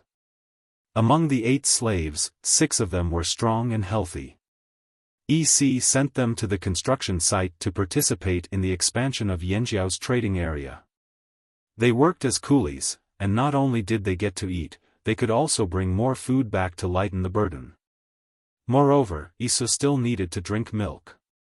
Like many children in the tribe, Yisu drank animal milk. He's probably the only child in the Yi family who grew up drinking animal milk. EC sighed.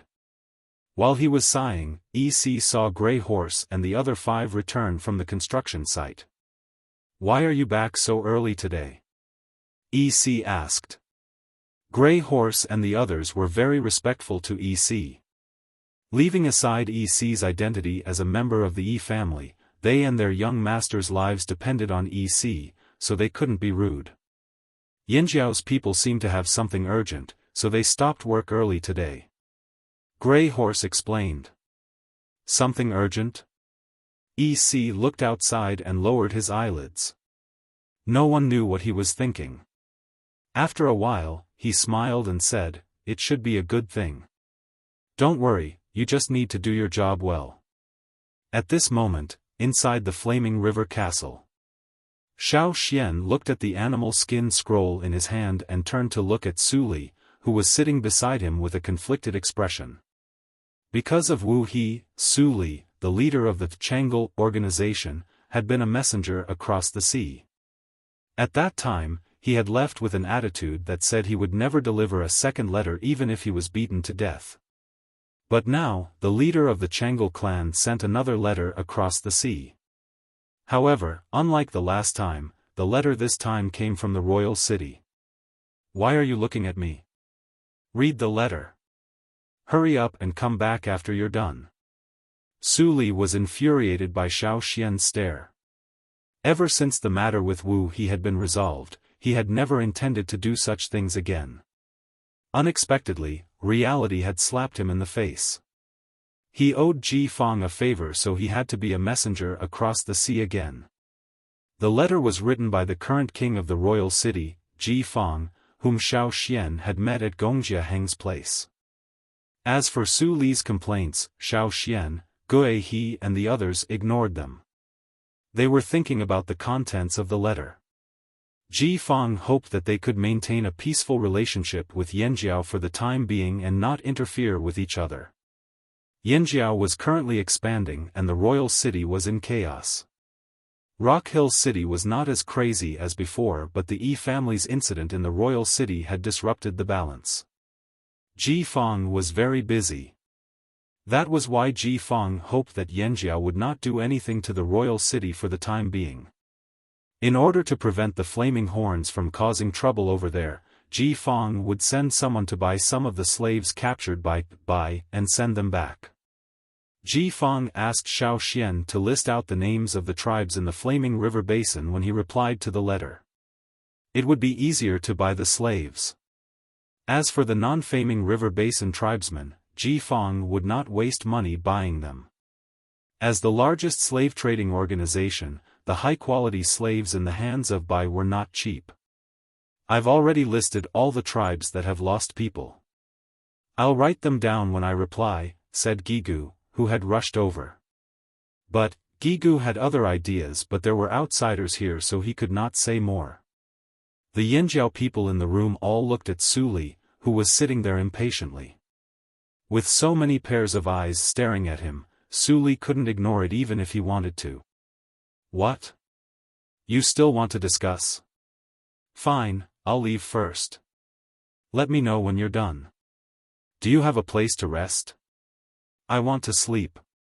No matter where the Chonglis were, they would not mistreat him. Even if Su Li had to wait, he would wait in a comfortable place. He was not afraid that Yanjiao would do anything to him. Hurry up. Su Li turned back to urge them even as he was chased out. There were no outsiders left. Only Xiaofan, Gigu, Zhengluo and Ao were left in the room. Do you all believe what they say? Asked Zhengluo. He didn't believe it. No matter what you said, Zhengluo never had a good impression of the people there. Back then, the people from King City had tried to kill them. However, in the grand scheme of things, Fang's words made sense. I don't know them well, so I can't say, said Ao. But the one who gave the order to kill Yanjiao back then was not the current king. Now that the new king has ascended the throne, he has no intention of becoming Yanjiao's enemy, at least for now. They said they would send back the people Bai brought over. Gigu said. If we wait for them to buy the people from Bai and send them back, we don't know how long that would take. Fang only said he would do it but did not say how long it would take. Most of the people taken away were children who had not yet awakened. Xiaofan understood what Gigu meant. After all, Yanjiao was so far away from royal city. With no one watching over them, Fang would not be pressured and his subordinates would take their time. When the time came, no one knew what would happen to the children and how many of them would be sent back alive. When the Flaming River Alliance was established, the Thunder Mountain Tribe and the Drumming Tribe said they hoped Yanjiao would bring them over one day and bring back the children they took away. After the alliance was established, Yanjiao brought them into the forest to increase the strength of each tribe. Now, the knives were sharpened. In the 6 months that Xiaofan had disappeared, every time the Thunder Mountain tribe came to Yanjiao, they would ask Gigu when they could go to the other continent to look for the missing people. Although only the Thunder Mountain tribe came to inquire, they were representing their branch of tribes. They didn't necessarily want to search for the missing people immediately. Their tribes also wanted to search for the missing people, but they didn't have the strength to search for the missing people. If they went there rashly, it wouldn't be beneficial to their tribe. They were even prepared for the possibility that the missing people wouldn't be able to come back.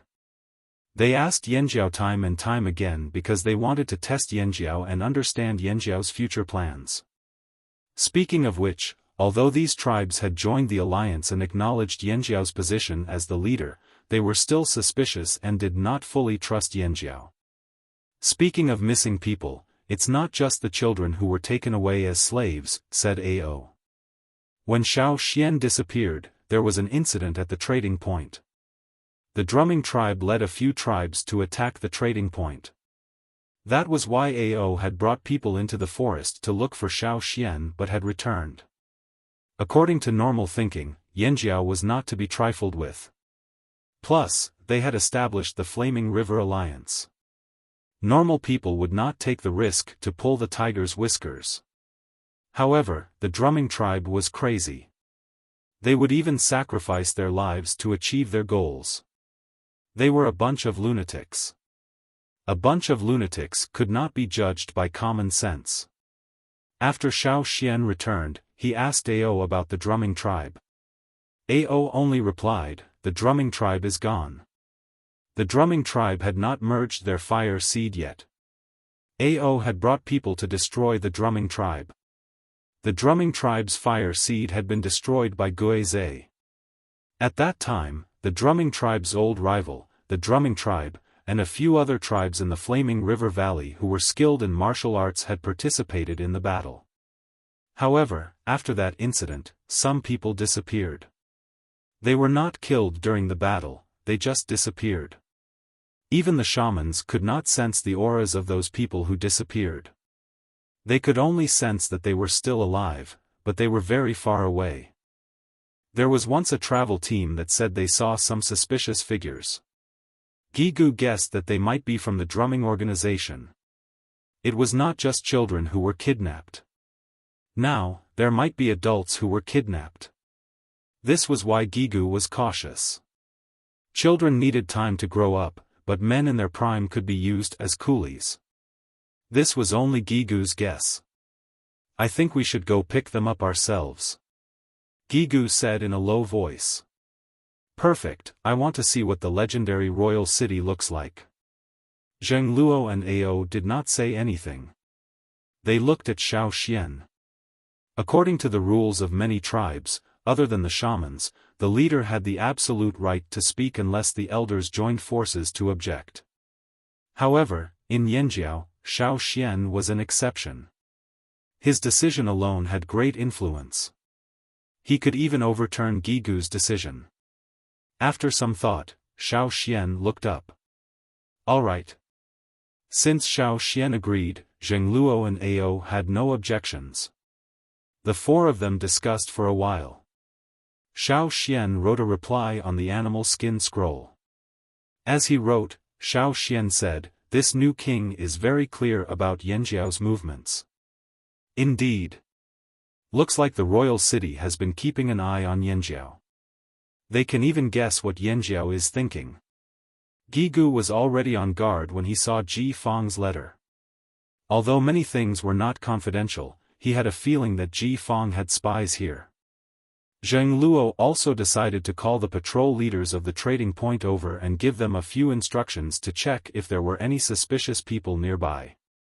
They also had to check the people in the trading point. In the future, they would have to check more carefully on teams that came from afar.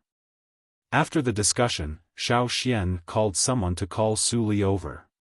He wrote a reply and handed it over. "Bring this to Ji Fang. Tell him that we will personally pick up our people. I hope that by the time we arrive, we will already see that the people who were stolen are safe." Xiaofan emphasized the second half of the sentence, especially the word stolen and safe. Su Li was still sleepy and angry at being interrupted, but when he heard Xiaoxian's words, he immediately perked up. There was a good show to watch. He had to go back and tell the other Changlis to get ready to go to Royal City. After Su Li left, Gigu ordered, "Notify all the branch tribes that we have a mission." Ever since Xiaoxian divided the tribes that joined the Flaming River Alliance into different regions according to the branches of the Flaming River, it became more efficient to notify them. Every branch had a leader. As long as the news reached them, they would naturally use the fastest method to notify the other tribes in their respective branches. There was no need for the Yanjiao tribes to send people to notify them.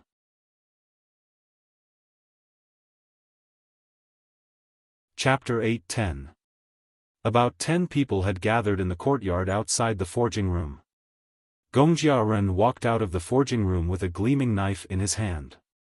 The gleam was not the reflection of metal on other weapons, but a chilling, dangerous feeling that struck fear into the depths of one's heart. The blade had yet to be seen, but it felt like a snowy peak. Gongjiaren was half naked, his body drenched in sweat.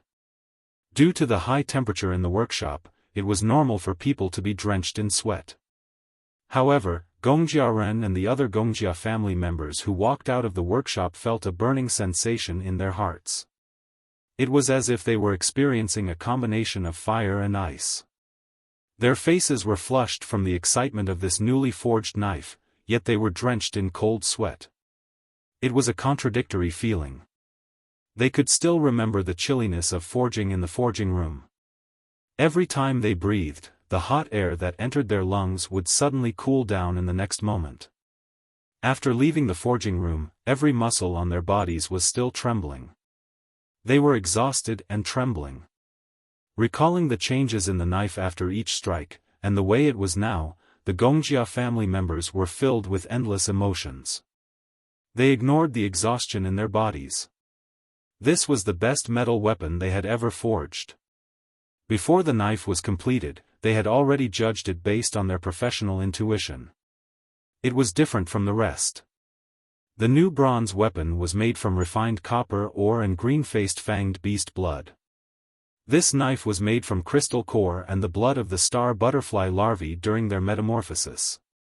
Before this, the Gongjia family members had made many attempts. In the beginning, they followed the new bronze method to forge the knife. Due to the limited amount of insect blood, they had to conserve as much as possible during each experiment and adjustment of the ratio. Now, they had finally found the most suitable combination and ratio. The knife made from the star butterfly larvae's blood and the gold ore in the crystal core was much better than the one made from copper ore. Why were the Gongjia family members so excited? Because even the Gongjia family ancestor who discovered the star butterfly larvae's blood only used copper ore and insect blood to forge a weapon. However, the knife in their hands was made from insect blood and crystal core. A gust of wind blew past, and the blade seemed to emit a murderous hum, causing goosebumps to appear on the necks of the people in the courtyard. It was as if a cold wind with snowflakes had brushed past them, and they could not help but shrink their necks.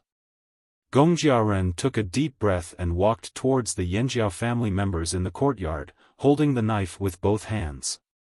He handed the knife to Xiaoxian. "Let's test it." Gongjiaren's eyes shone with anticipation. Xiaoxian looked at the knife in his hand. The Gongjia family members had made this knife based on his previous one. However, it was wider by a finger, almost the width of an adult warrior's palm. The blade was silvery white with no other patterns. It was very heavy, much heavier than Xiaoxian's previous one made from crystal core. It was not suitable for other tribes but for the Yanjiao people, it was a good weight and suitable for hunting. When he turned the blade, the sunlight reflected off the blade, causing the people who gathered around to squint their eyes. Usually, they would start with an intermediate stone, but this time, Gongjiaren tossed out a superior stone. A blinding flash of light followed by a crisp sound. Gongjiaren's rock was split into two. The cut was smooth and there was no delay in the breaking of the rock. The blade did not bend at all. Everyone who saw this scene couldn't help but hold their breaths. Then, they were filled with intense joy. Nice. Nice knife. Xiaoxian, can we use the same method you used in the desert? Asked Gigu. Xiaoxian had used his blood to ignite the knife in the desert. It was very effective against the puppets. However, Xiaoxian shook his head at Gigu's anticipation. No. The new bronze gave off a violent vibe, while the new metal weapons made from crystal cores were all sharp. This saber, on the other hand, was similar to the new bronze in some ways, but it was on the other end of the spectrum, like a collision between a glacier and a blizzard. The knife was made from the blood of a star butterfly larva. That was why human blood could not exert its full power. Xiaoxian slid a finger across the blade. The coldness of the knife did not come from the blade itself. The temperature of the blade was only slightly lower than other metal weapons in the same environment, but there wasn't a huge difference in temperature. What truly made people feel cold was the coldness in their hearts and minds. I heard you named the knife? Asked Xiaoxian. Gongjia Ren's excitement grew at Xiaoxian's question. The knife's name is Frost Star. When the Gongjia family made a knife they were particularly satisfied with, they would name it. It was a way to express their feelings towards the weapon and to show off their work. Almost every craftsman hoped that their metal wares would become famous. Humans had a limited lifespan, but metal wares such as sabers and swords had a much longer lifespan than humans. In the future, when the person who made the metal wares passed away, the metal wares with a name would still be known and remembered by more people. At the same time, everyone would also remember the person who made the famous metal wares. This was also a continuation of the glory. Ever since Gongjia Ren and the rest arrived at the Yanjiao tribe, they had made many high-quality weapons. They had been here for a long time and had forged more crystal cores. They had come across more types of metal weapons and gained more experience. Their skills had improved tremendously and they had even found many ways to improve their skills. It was undeniable that the Gongjia family had talent in this area. They could always find suitable techniques and improve them faster than others. The cold star in Xiaoxian's hand could be considered the pinnacle of Gongjia Ren and the others' skills. Whether their skills would improve in the future or whether they would be able to create better metal weapons was still unknown. However, the cold star was the metal weapon they were most satisfied with and the one they wanted to make famous the most. There was no doubt about that. Ever since Gongjia Ren and the rest arrived at Yanjiao, Gigu, Ao and the other leaders had changed their weapons. Now, they were using new weapons made from crystal cores, a grade higher than new bronze. Now, what the warriors in the tribe were after was no longer a new bronze weapon, but a new metal weapon made of crystal core. However, after making so many weapons, Gongjia Ren and the rest did not have the desire to name any of them. Until this knife appeared. From stone tools, horns and bones, to gold, to new bronze, to new weapons made from crystal cores, and now Xiaoxian's Frost Star. This generation of Yanjiao people had experienced 5 qualitative evolutions in their hunting tools. Frost Star?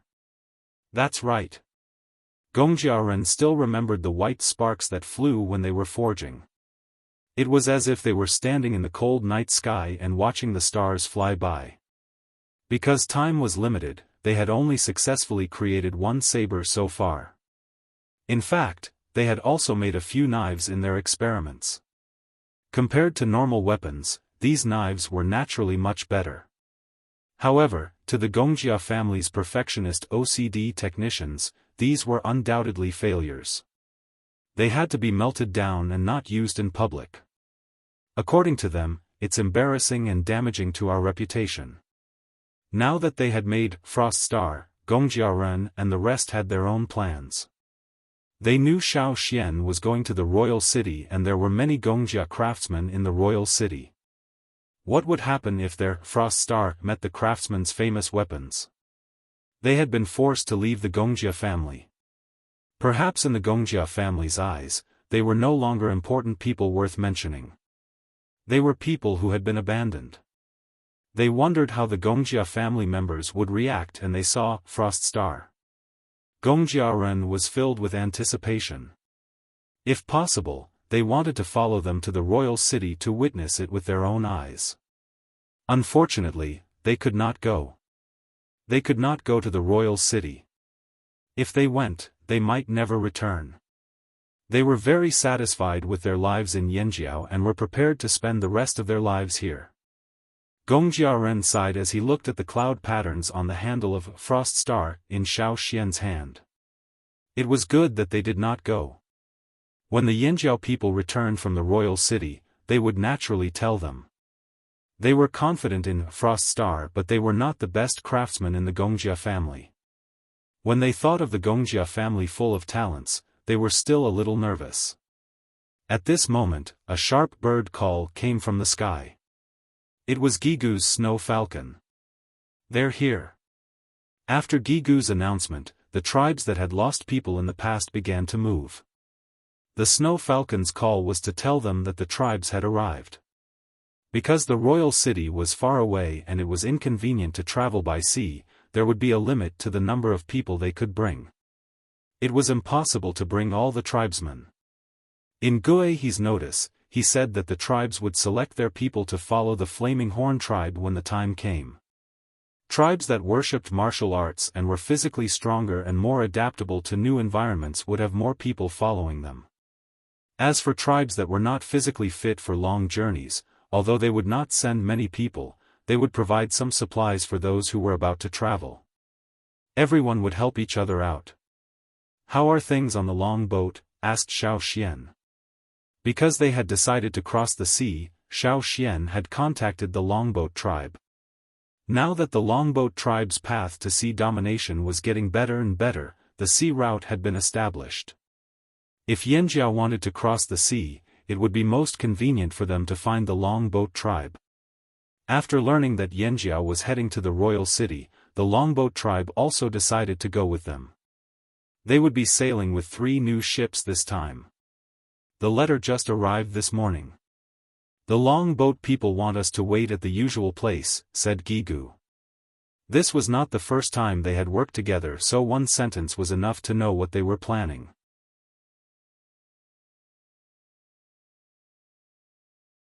Chapter 8:11.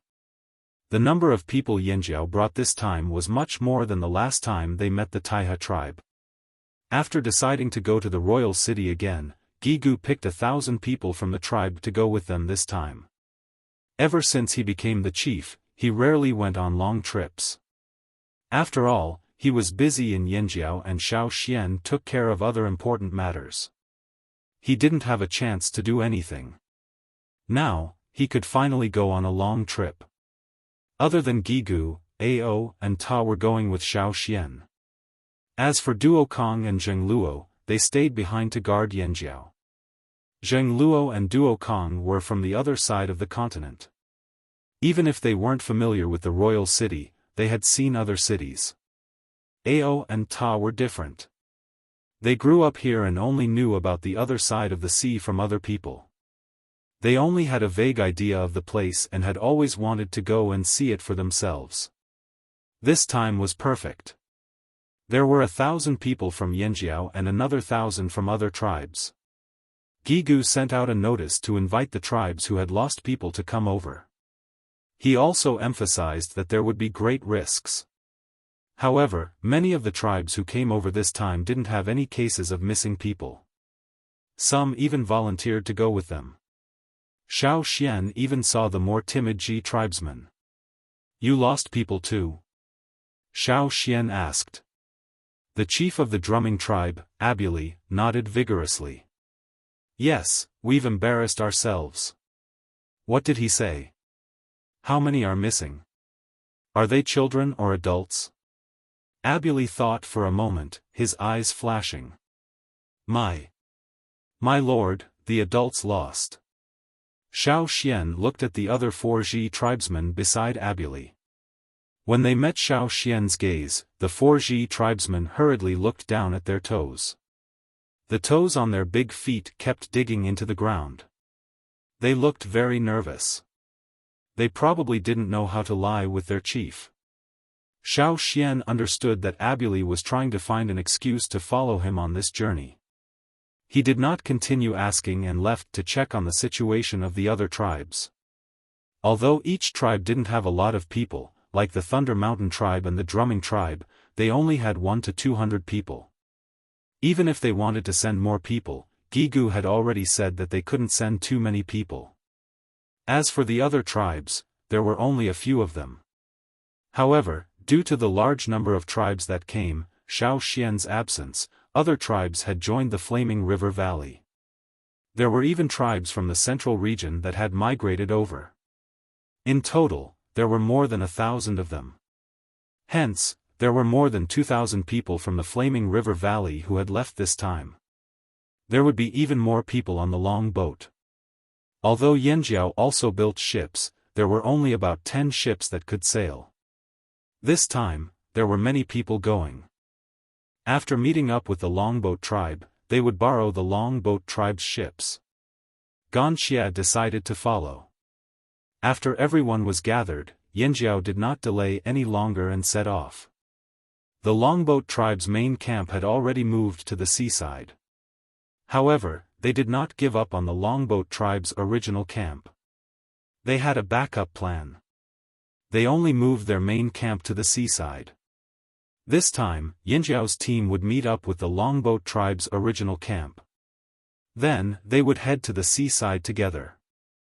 When Yanjiao's fleet arrived, the Longboat tribe's ships were already waiting there.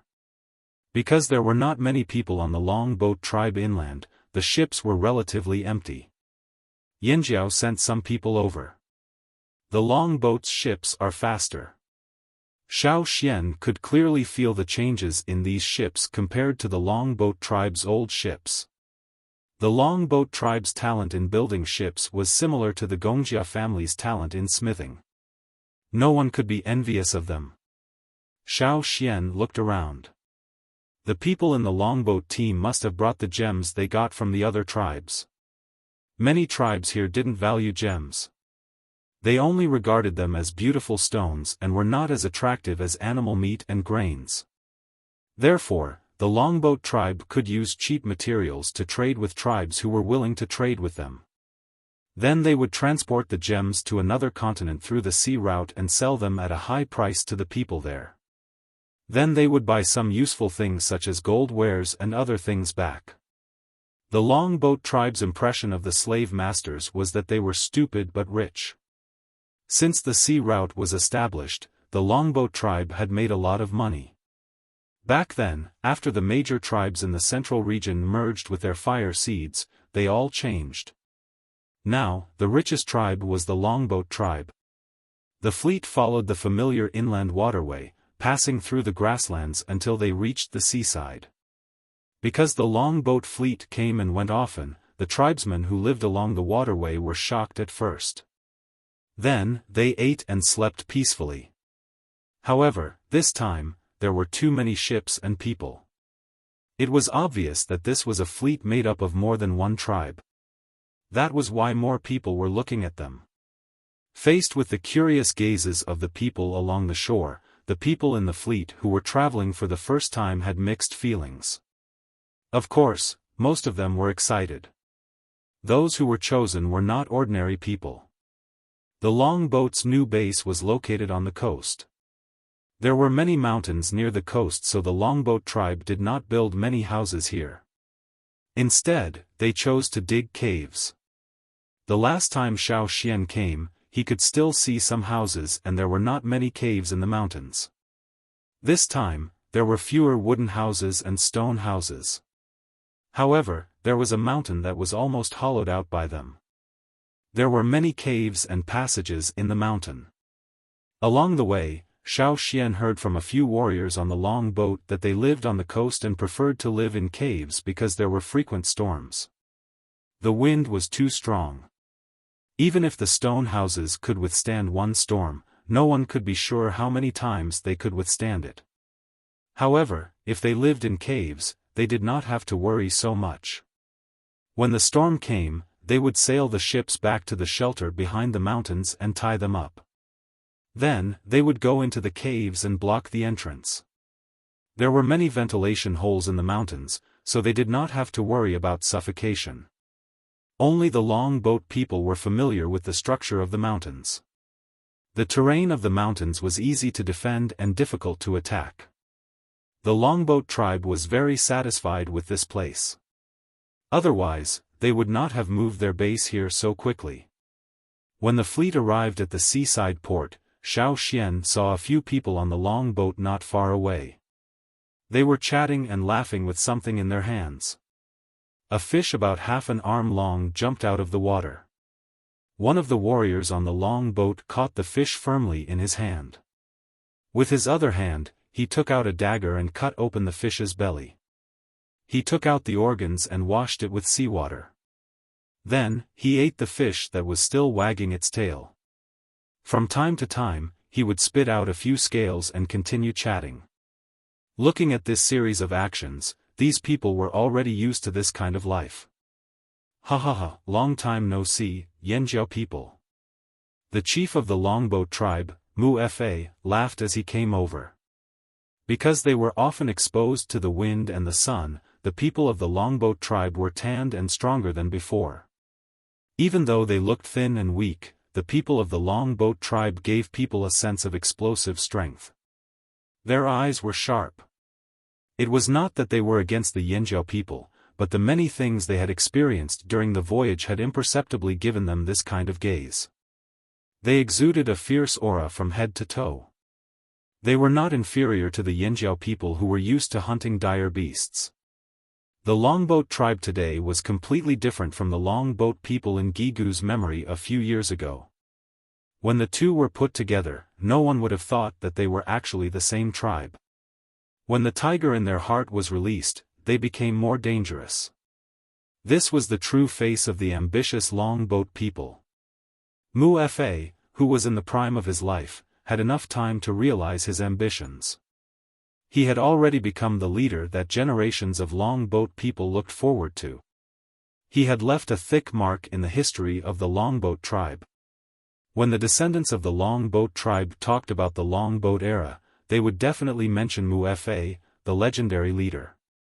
He had contributed greatly to the change of the longboat. Mu Fa came over to greet Gigu, then looked at Xiaofan. Are we really going to the royal city? Although Mu Fa had never been to the royal city, he already had some understanding of it. If the Yanjiao people were to be surrounded by the slave master's army, they would be in danger. The slave master's words could not be easily trusted. What, have you changed your mind? Xiaofan asked. Yes. Of course we're going. Mu Fa said without hesitation. When are we leaving? We can't go out to sea yet. Let's wait. Why? Are there more people coming? Xiaofan had used a straw rope to divine that this period of time was very suitable for sailing. The longboat boats were also ready. Excluding these reasons, the most likely reason for Mu Fa's delay was that there were more people coming. Mu Fa did not deny it. A few days ago, people from the Hui tribe said they wanted to go with us. The Meng tribe and the Eight Limbs tribe also sent me letters saying they wanted to go with us. Since the longboat's headquarters moved here, the Hui tribe, Tian Shan tribe on the grasslands, as well as the Meng tribe and the Eight Limbs tribe in the central region all had people following the longboat fleet out to sea. But why did they all come together this time?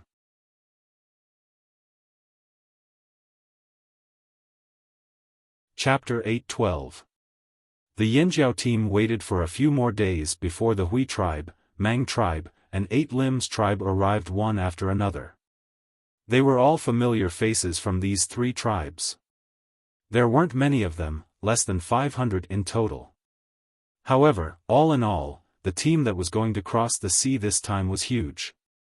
The Flaming River Valley had around 2,000 people, the Longboat tribe had almost 2,000 people, and the Hui tribe, Meng tribe, and Eight Limbs tribe had 500 people.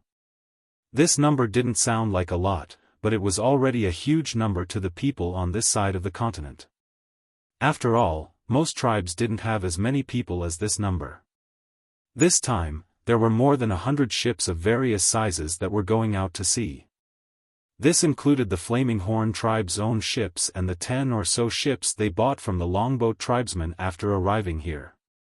If all the Yanjiao ships were loaded with people, there wouldn't be much space to store goods. They had to prepare enough food and water, so they still needed to rely on the longboat.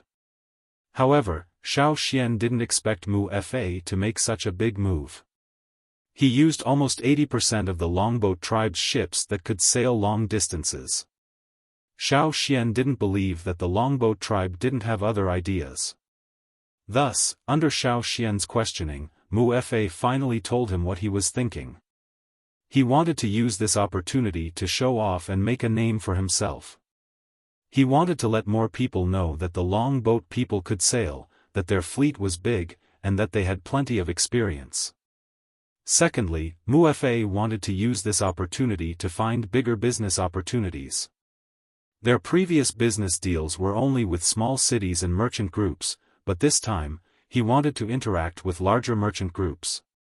He heard that there were many famous merchant groups in the royal city, such as the Black Bear merchant group that Xiaofan knew.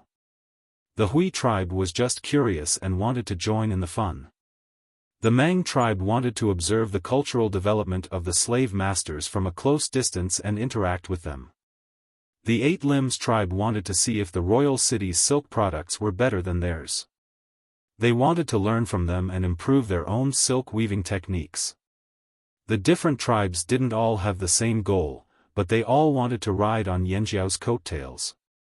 Even Mu Fa wasn't confident against the royal city, but with Yanjiao, he felt more confident.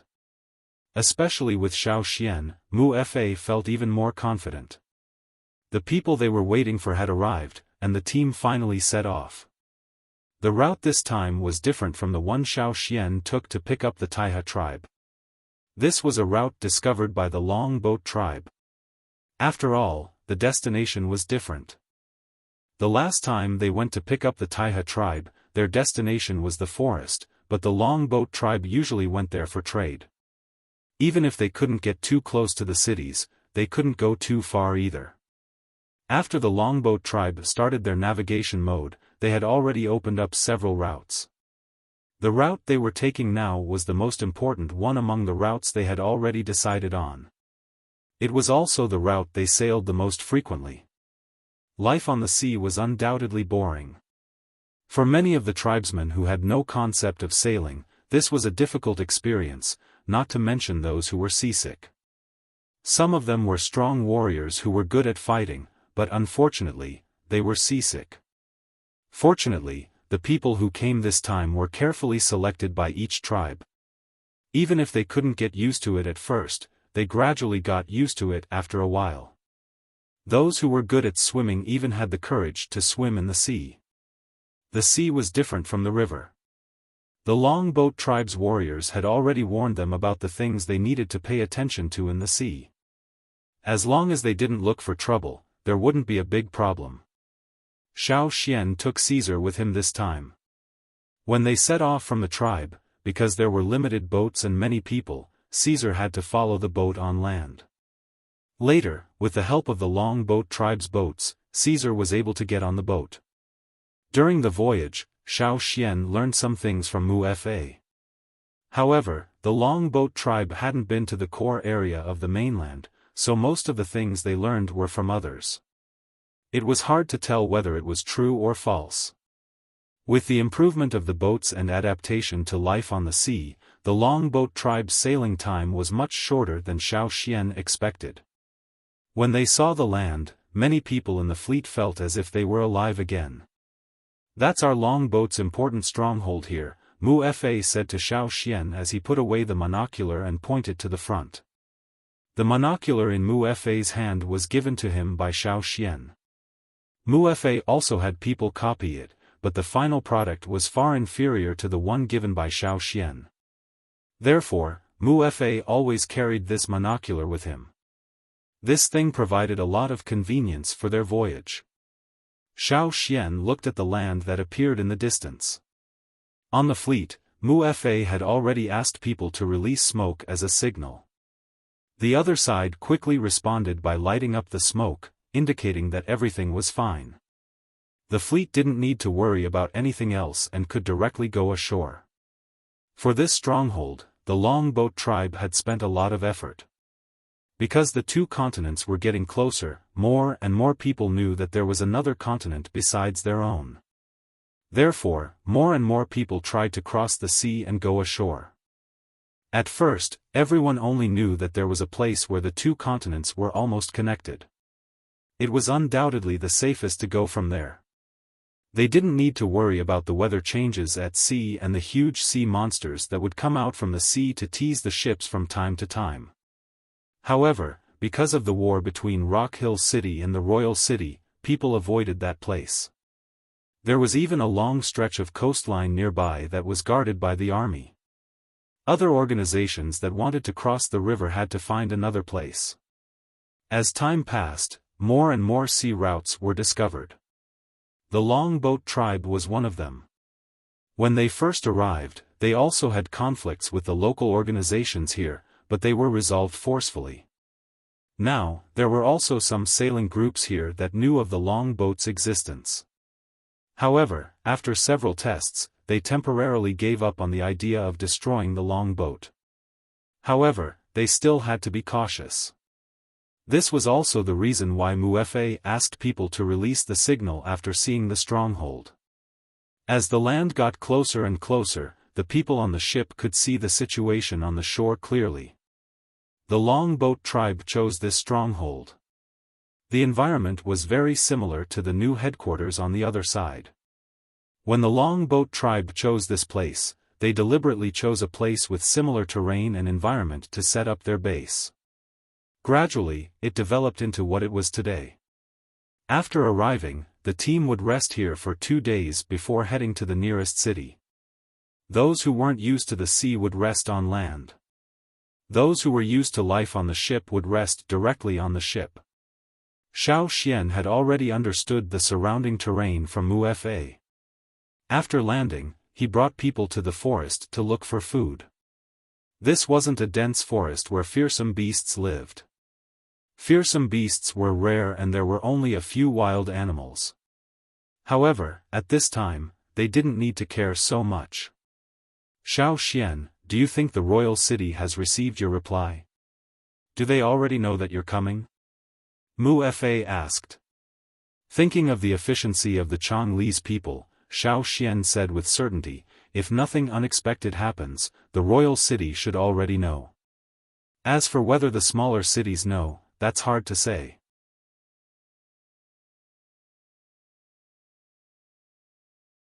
Chapter 8:13. Mu Fa sat on a rock in the grass to rest.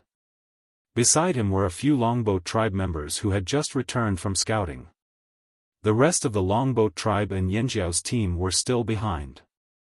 Mu Fa had led his men to scout ahead. After all, they were familiar with the area and could judge the slightest movement. Their main goal was to see if the slave masters and nobles had made any moves. According to the shortest route from the landing point to the royal city, the shortest route had to be near Chaoqiu City. The longboat tribe went to Chaoqiu City the most. As one of the 6 main cities of the royal city, Chaoqiu City was the furthest from the royal city. Even if there was any news, it would be the last to receive it. If Chaoqiu City knew that Yanjiao had come from the other side of the sea, then the others would know as well. However, the scouts told Mu Fa that Chaoqiu City was no different from usual. This worried Mu Fa. If Chaoqiu City didn't receive any news, would Yanjiao's team start a fight with Chaoqiu City? Mu Fa frowned in thought. Suddenly, he looked up, his eyes flashing. When the others saw this, they all looked over vigilantly. There were many robbers. The longboat tribe always encountered such things when they traded. The 30 or so longboat tribe members stared in the direction of the commotion. They had already smelled the scent of hate. The black mackerels, one of the longboat warriors said in a low voice. He looked like he'd smelled shit. Mu Fa maintained his sitting position on the rock, his eyes fixed in front of him. He didn't say much. The Black Mackerels were a relatively young organization. They'd only been established for a few short decades. They were a group of people who were good swimmers and had good sailing skills. They were adventurous and ruthless. In the past, the people of the Black Mackerels only traveled between some rivers and occasionally went for a swim in the sea. However, the risks in the sea were too high and there were no benefits to be gained. Thus, they had always focused on the rivers on the mainland. They engaged in river trade, transporting people, transporting goods, robbing and so on. Of course, if that was all, the Black Mackerels would only be an insignificant character among the many similar organizations. It was not until the cataclysm that the two continents approached each other that the Black Mackerels seized the opportunity to rise up and participate in the voyage. They would pay a high price to send some people to the other side of the sea. Over the past 2 years, they had recruited at least 2,000 newcomers. A portion of them stayed inland to continue the river trade, while the rest seized the excellent territories on the coast. The Black Mackerels had also wanted to buy a ship from the longboat. In terms of building ships, the longboat people did have the advantage. Each ship was large enough for multiple voyages, while the Black Mackerels' ships were much inferior. This was also the reason why they hadn't really set foot on the other continent yet. Their current ships could secretly transport a few people, but if they wanted to transport precious goods or engage in naval battles, then they wouldn't have much of an advantage. Unfortunately, the longboat people didn't sell their ships. No matter how the Black Mackerels threatened or tempted them, they just wouldn't relent. When the longboat tribe was fighting for territory, the Black Mackerels had joined forces with 2 other organizations to cause a lot of trouble for the longboat. Therefore, when the Black Mackerels were mentioned, the longboat people didn't have a pleasant expression. Soon, a team appeared in the vision of Mu Fa and the others. It was a team of about 200 people. They made a lot of noise and didn't try to hide their movements at all. This was also why Mu Fa and the others were able to detect them so quickly. Yo, I was still guessing who it was. So it's you guys.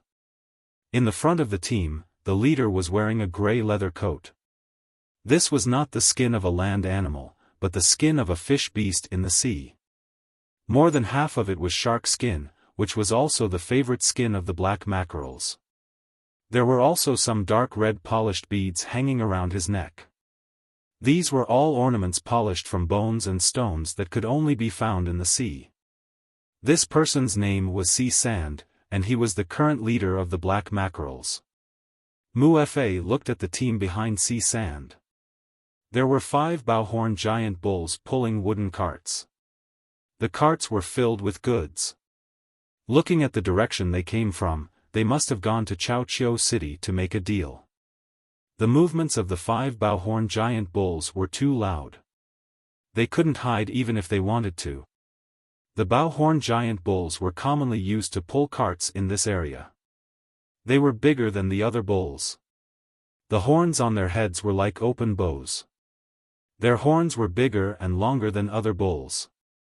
They were easy to tame and were more docile than other bulls. They just looked scary. Looking at the goods on the 5 carts, the Black Mackerels had a good harvest this time. No wonder they were in a good mood.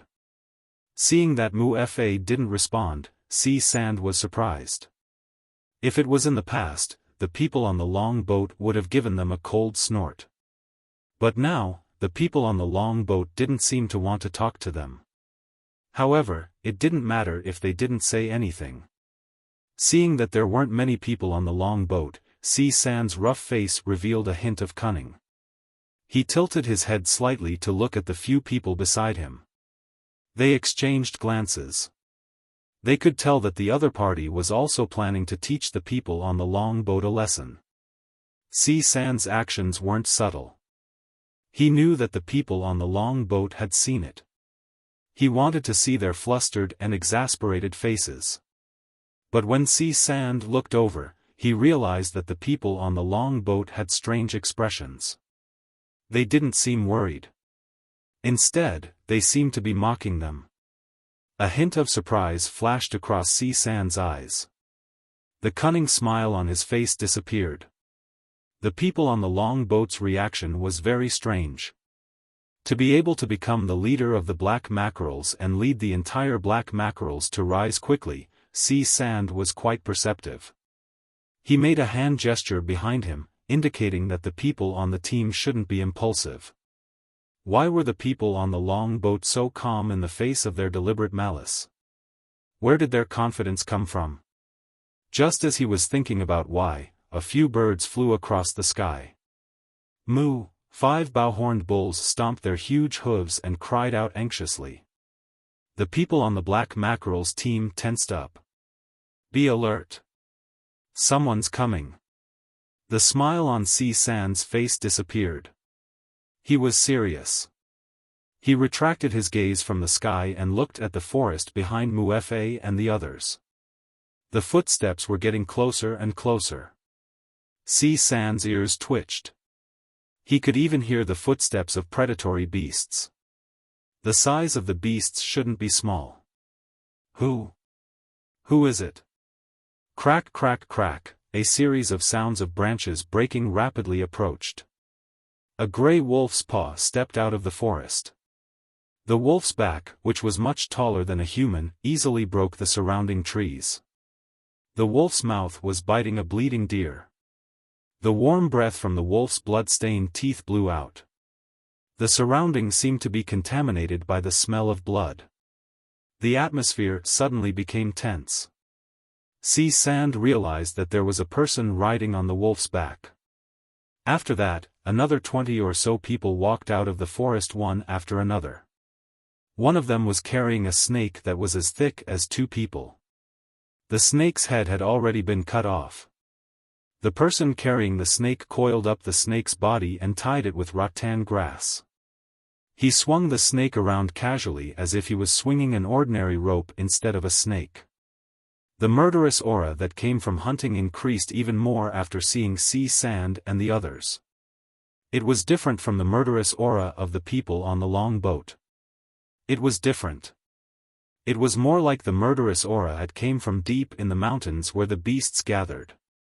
To be able to create the black mackerels and develop it into a famous sailing organization in just 10 years, Xiaofan's eyesight was quite good. It was because of this that he was afraid and puzzled. Among the people who just appeared, there were at least 10 who could pose an absolute threat to him. This was just a casual glance. If he looked more carefully, he might find more powerful people who hid better. Who were these people? Where did they come from? What was their relationship with the people on the long boat?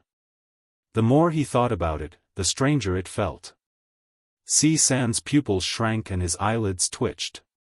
Whether it was the wolf that appeared or these people, they all made him feel dangerous. What made him even more nervous was the sound of approaching footsteps in the distance. There were many people, thousands of them. Xiaofan rode on Caesar's back. He glanced at Xiaofan and the others, then looked at Wuxia who was sitting on a rock. He asked, "Trouble?" Xiaofan suddenly stared at Wuxia. Wuxia silently looked at Xiaofan, who was so nervous that his face was a little pale. After a few seconds, he smiled and said, "No." Xiaofan's face twitched. He forced a smile and said to Wuxia, "Since you have something to do, I won't say much." Xiaofan quickly left with his people. He even changed their original route and took a long detour. Wuxia watched them leave.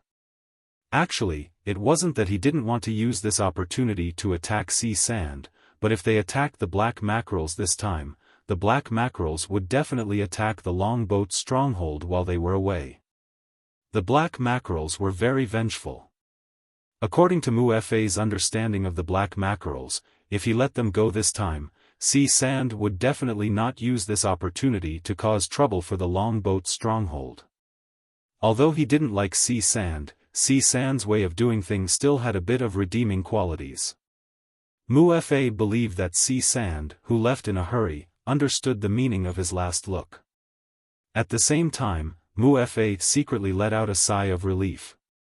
Sure enough, coming with Yanjiao this time was the right decision. The long boat wasn't without help. They could still find help. At least for now, they had a mutually beneficial relationship with Yanjiao.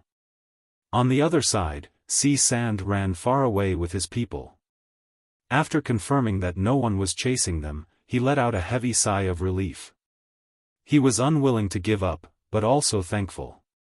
Thankful that he didn't attack just now. "Boss, who are those people?" Someone beside Si Sand asked. "How would I know?" Si Sand said angrily, "They're definitely not from the long boat. I've never seen them before. Could it be that a tribe is migrating?" Someone guessed. In the past 2 years, there had been many tribes migrating far away from the city. It was no wonder that he was so suspicious. "No, they're not migrating." A figure floated down like a leaf and stood in front of Si Sand. This was the person that Si Sand had sent out to scout the situation. "What's going on?" Si Sand asked. The person didn't keep him in suspense and said, "Migrating would definitely have old, weak, sick, and disabled people, but there's no such person in this group.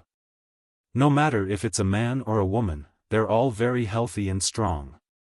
Even those who look thin and weak give me a very dangerous feeling." When he thought of the young man with red patterns on his eyelids smiling at him, he only felt goosebumps all over his body.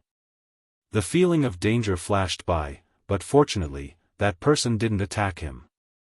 "How many people are there over there?" Si Sand asked again. "A lot. About 4 or 5,000. The 200 people, including Si Sand, all gasped when they heard this. Then, where did those people come from? What's their purpose? Someone felt a sense of crisis and asked. Si Sand narrowed his eyes and looked in the direction of the sea. Could it be the tribesmen from the other side of the sea? How's that possible? Someone exclaimed. However, thinking of the longboat people's boats, this guess wasn't impossible. But I think those people are different from the rumors. The person who came back from scouting was puzzled. Rumors? Si Sand sneered, rumors can't be trusted. When he first met the longboat tribe, it wasn't that Si Sand didn't suspect the rumors he heard, but too many people said the same thing. Moreover, only people from this side of the sea went over, very few people from the other side came over. When they were transporting people, they didn't find anything near the coast that attracted them. Over time, Si Sand had the same opinion as the others. He thought that most of the people over there were barbarians who didn't have enough to eat, used animal bones and horns as tools, and had never seen metal before. The longboat tribe's strength was just a special case. However, now he knew that those rumors were all fucking fake. Special case? There were so many special cases. Yes, there might be a lot of barbarians who didn't even have enough food, but they definitely didn't make up the majority of the population like the rumors said. Even if they did, they were a group of dangerous barbarians. Perhaps the reason why the people who crossed the sea from the other side of the sea didn't come back was not because they found a new paradise, but because they died. The people who came back from scouting were still thinking about the scene they saw. Those people seemed to be doing well, whether it was their clothes, the dazzling gems they wore, or the tools they used. After a moment of silence, Si Sand said, "Don't touch the longboat's territory for now. Tell your people to keep a distance from them and watch from afar. Don't step into the longboat's territory. Also, keep an eye on Chaoqiu City."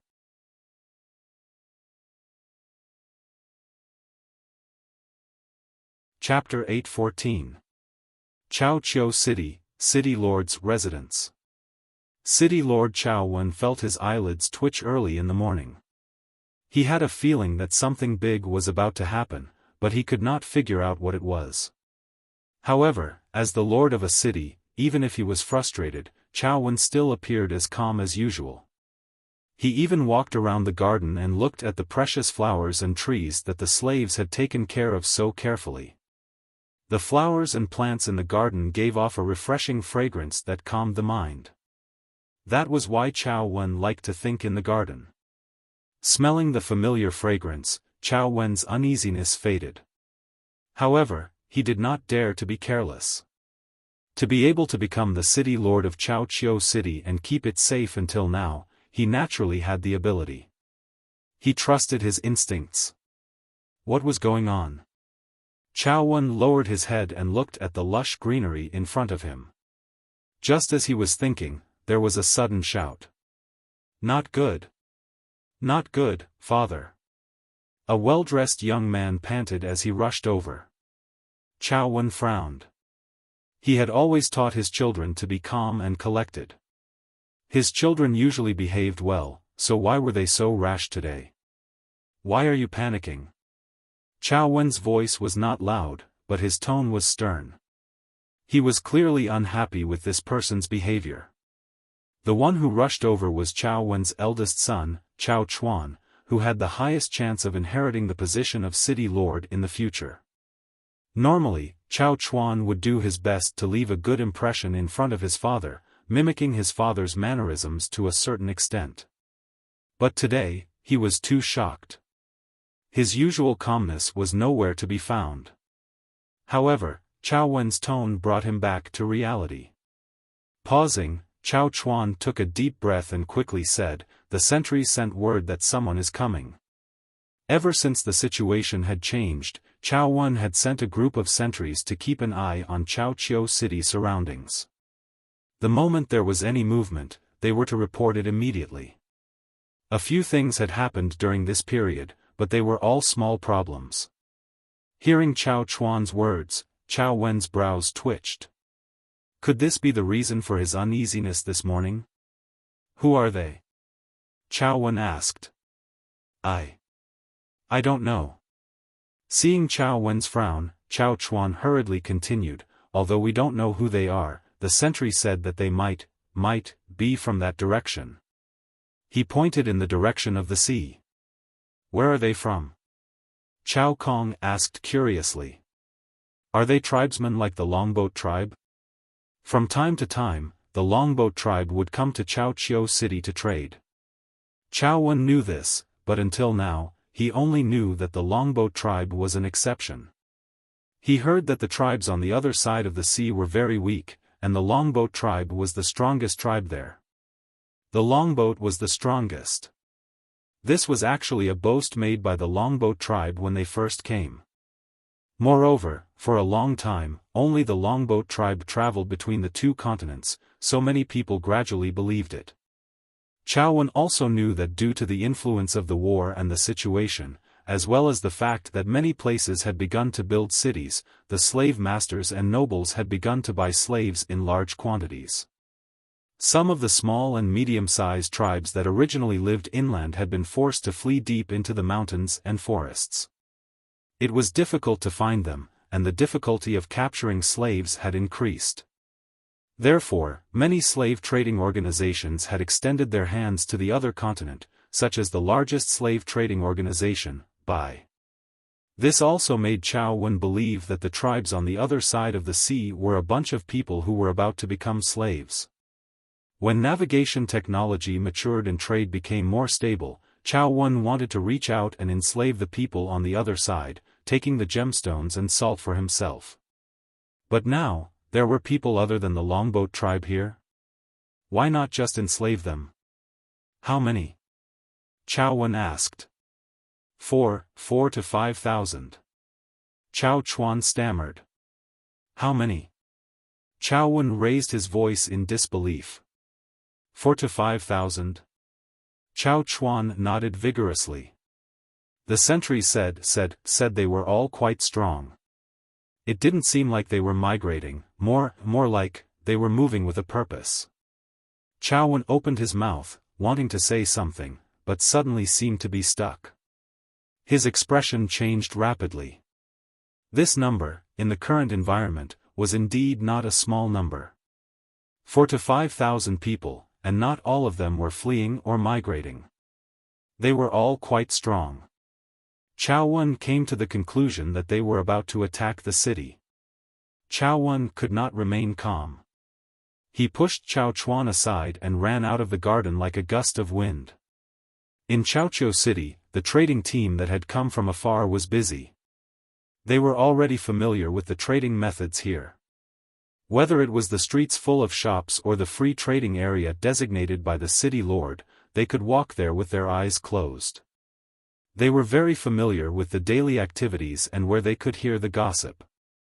But something happened today. The gold-plated gates of the city lord's residence opened with a series of clanking sounds. A group of 100 cavalrymen charged out. The person in front waved his long weapon mercilessly, shouting and chasing away those in his way. Those in the city who reacted quickly retreated to the sides. What's wrong? Those are the city lord's personal guards. The Chao family. Look at the two in the middle. Is that the city lord? Among the group that came out of the city lord's mansion, there were two people who were dressed differently from the rest. They were brighter and more exquisite.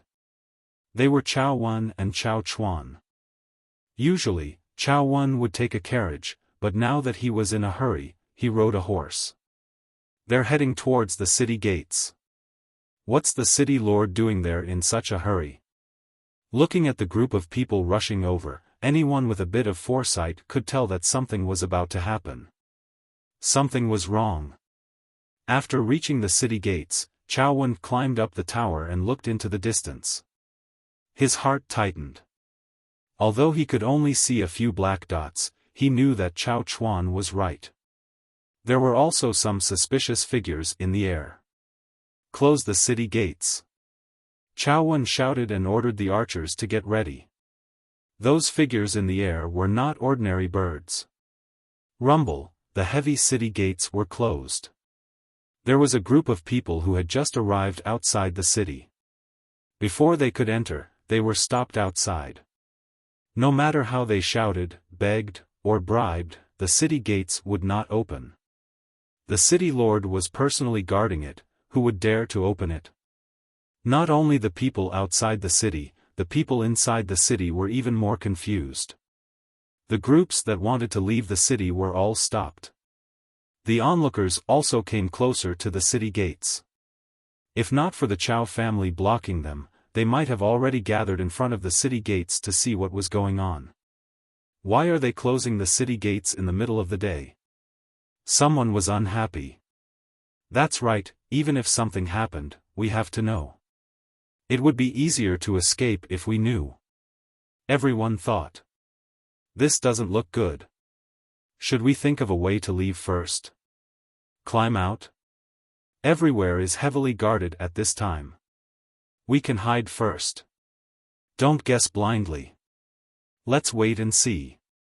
However, these discontent and discussions stopped in the next moment. A wolf's howl came from afar. The crowd fell silent, then burst into an even louder discussion. Wolf. It's a wolf. It doesn't sound like an ordinary wolf. I can hear it. We heard wolf howls when we were traveling, but why does this sound like? The person who spoke shuddered. Ferocious beast. An older traveler said with certainty.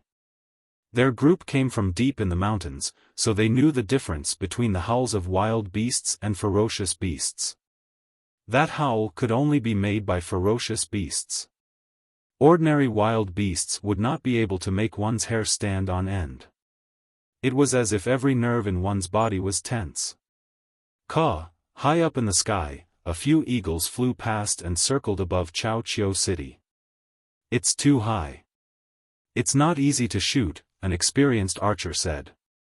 Even if they could hit it with enough force, the distance was too far. By the time the arrows reached it, the other party might have already flown away. Judging by their reaction speed, it was clear that they were not easy to hit. That is also a ferocious beast.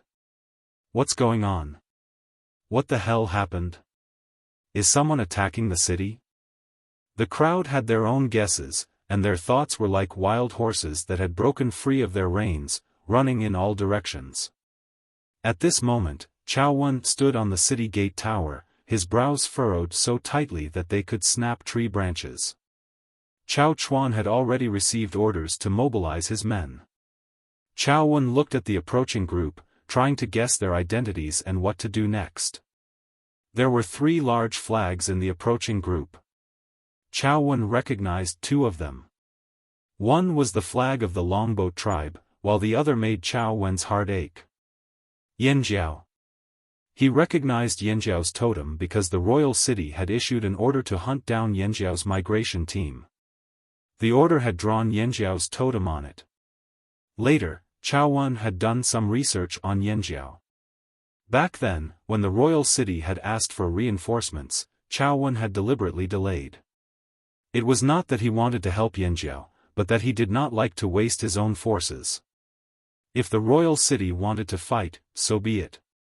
All Xiao Qiu needed to do was pretend. However, Xiaofan did not expect to see Yanjiao's totem again at this time. They really did come from the other side.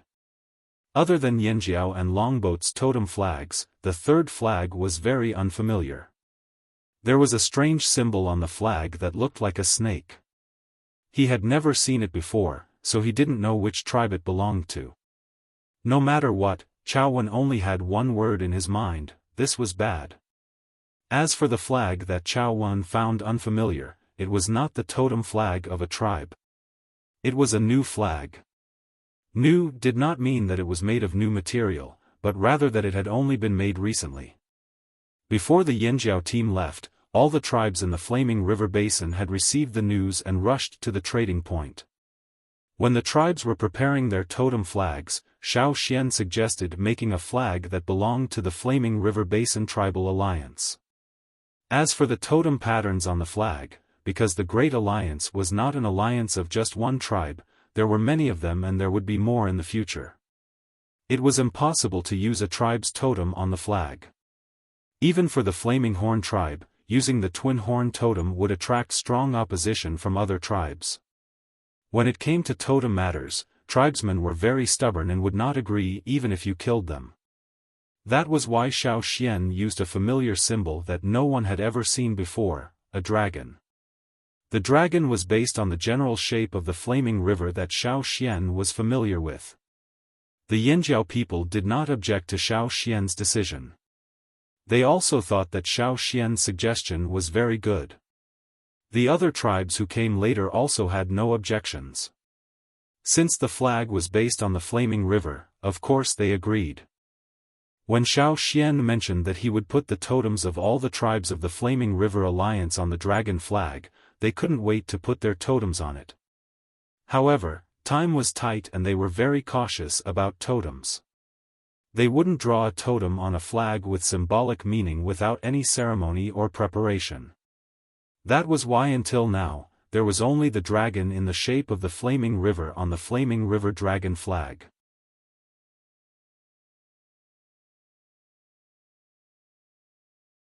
Chapter 8:15.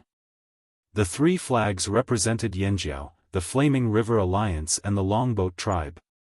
However, there were other tribes like the Hui tribe, the Mang tribe and the 8 Limbs tribe in the group. They didn't raise their flags not because they didn't want to, but because they couldn't. In fact, they also regretted it in their hearts. Why didn't they think of making a totem flag to carry? Making one on the spot? No, the totem flag had to be made with the best material. It had to be made by the shamans themselves. Only then could it represent their tribe. It was a pity that they were just here to join in the fun. They didn't even think about carrying the flags. Under the gusts of wind, the 3 totem flags fluttered in the wind, making flapping sounds. As they got closer, the people on the city gate tower could clearly see the patterns on the flag with their eyesight. The unlucky group that couldn't enter the city earlier was no longer knocking on the city gates. Seeing the large group of strangers approaching, they turned around and left. Xiaofan stared at the approaching group and listened to his subordinates discussing their strategy. One suggested to fight directly. While the other party was tired from the long journey, they would kill them without giving them any time to rest. The other suggested to negotiate first. They had to know what the other party's goal was. Perhaps they could negotiate and avoid conflict. If this was in the past, Xiaofan would have preferred the latter. He didn't like to waste his troops to start a war. However, since the other party came from the other side of the sea and there were Yanjiao people among them, they had to be careful. Xiaofan was very annoyed as the people around him argued. He wondered why he was so unlucky to meet them. As he was thinking, Xiaofan's ears twitched and he looked into the sky. A black figure flew across the sky towards Xiaofan.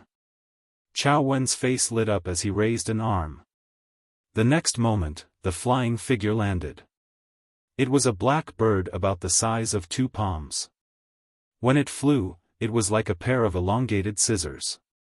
When it retracted its wings, it was long and thin. This was a bird used to send messages. Xiaofan couldn't wait to untie a small bamboo tube from the bird's leg. He poured out a thin piece of cloth. The cloth was made from a ferocious beast's silk and didn't wear out easily. When he saw the cloth, Xiaofan was sure that it was from the royal city. Looking at the words on the cloth, Xiao Xiang's tense face gradually relaxed. "Father, is it a letter from the royal city?"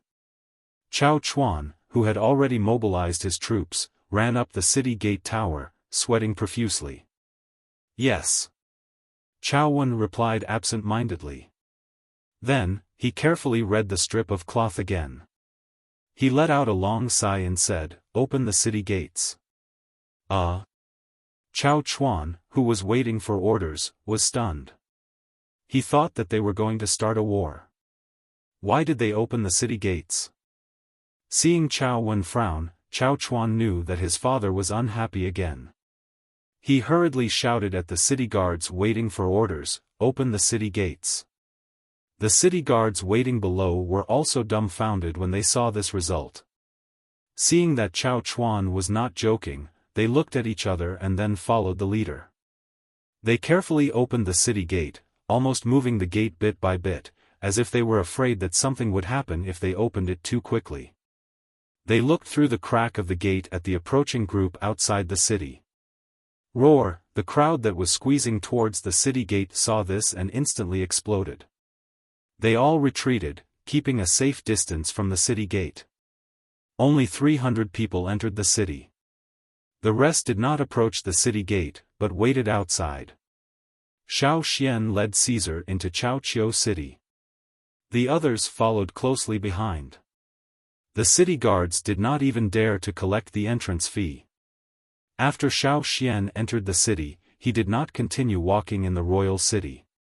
Instead, he raised his hand and gestured for the others to go buy things. Xiaofan still stood on the city gate tower. He did not go down because he still had not decided how to treat Yanjiao. He did not know what to say. If he was not careful, it would have the opposite effect.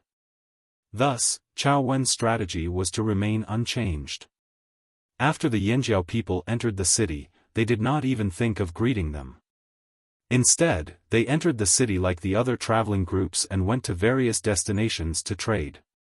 Only Xiao Xian, Mu Fa, and a few others remained at the entrance. Caesar lay next to them, staring coldly at the city guards. Xiao Xian glanced at Xiaofan, who was looking down from the city gate tower. Their eyes met for a few seconds, then looked away. There was no need for words. Both sides understood each other's intentions. Xiao Xian could see that Xiaofan did not want to fight. Perhaps he had received news, so he opened the city gate and withdrew half of the city guards. Xiaofan was relieved. Good, good. It seemed that the other party was only here to trade. He hoped they would leave quickly. The people who entered the city were led by the longboat people because of the language barrier and their lack of understanding of the city. All of them rubbed their palms together. The reason why they came directly to Chaoqiu city instead of going around was to buy things. It was still a long way from here to the royal city. They had to stock up, right? They also wanted to see the slave masters' cities. Unfortunately, after entering the city, their expectations were too high. The further they went, the more disappointed they became. Because they were familiar with Yanjiao's trading point, they were not shocked by Chaoqiu City. Instead, they felt that it was just so. As for those exquisitely designed things, they were beautiful and naturally, they wanted to buy them to show off. However, they were too expensive and not affordable. It was also troublesome to carry them around. The people who came with them had been to the trading point many times. Even if they were not familiar with trading, they had a rough idea of what the items were and what their prices were. But now, they only had one thought: was this a scam? When they were at Yanjiao's trading point, they thought that many things there were expensive. Now, compared to Yanjiao's prices, they felt like they had a conscience. There was only a small bag of jerky here. Why was it so expensive? However, they had no choice but to come to this foreign place. If the items were not up to their standards, they could not help it. Luckily, they had money. The cities under the control of the 6 great aristocratic families had a unified currency. However, most of the time, they still bartered for convenience. Before they came, the tribesmen had already learned about the prices of various gems from the long boat. They were not afraid of being scammed. Plus, with the long boat people following them, even if they did not know, the long boat people could remind them. Abuli brought 3 Ji tribe warriors and 2 long boat people to a shop.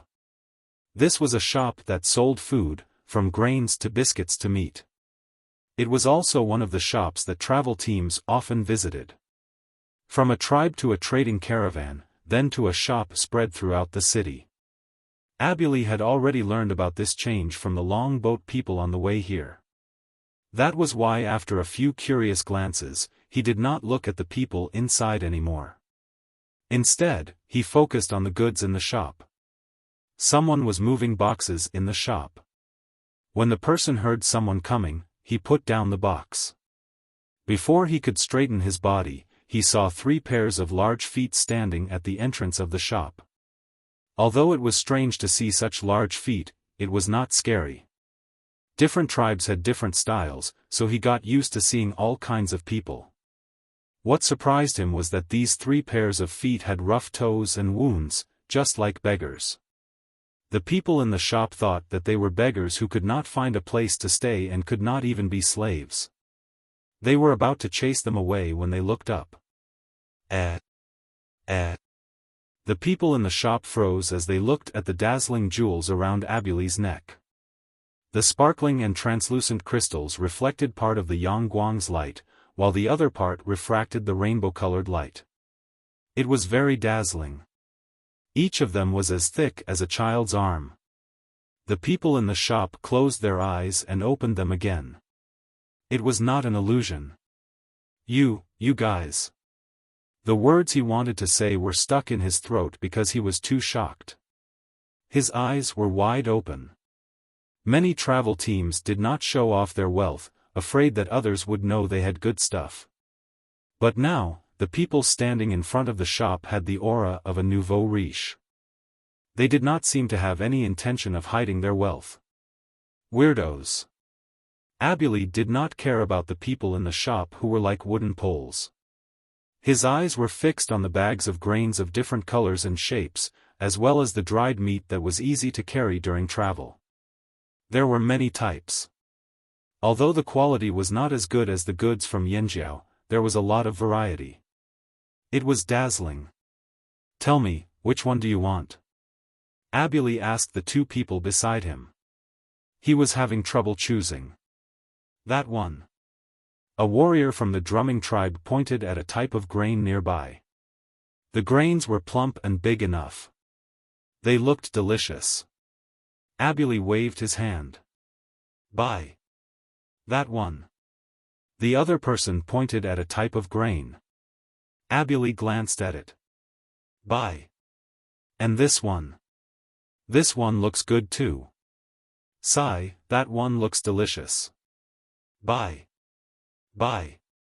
Buy. Abuli rarely acted like a tycoon. He knew the value of the crystals in his hands, so he bought without hesitation. He was not afraid of being robbed. There were more than 4,000 people waiting outside the city. That was his confidence. 5 shops away, in another shop that specialized in selling grains, Gigu was twirling a leather bag full of gemstones in one hand. He raised his other hand and pointed at the shelves in the shop.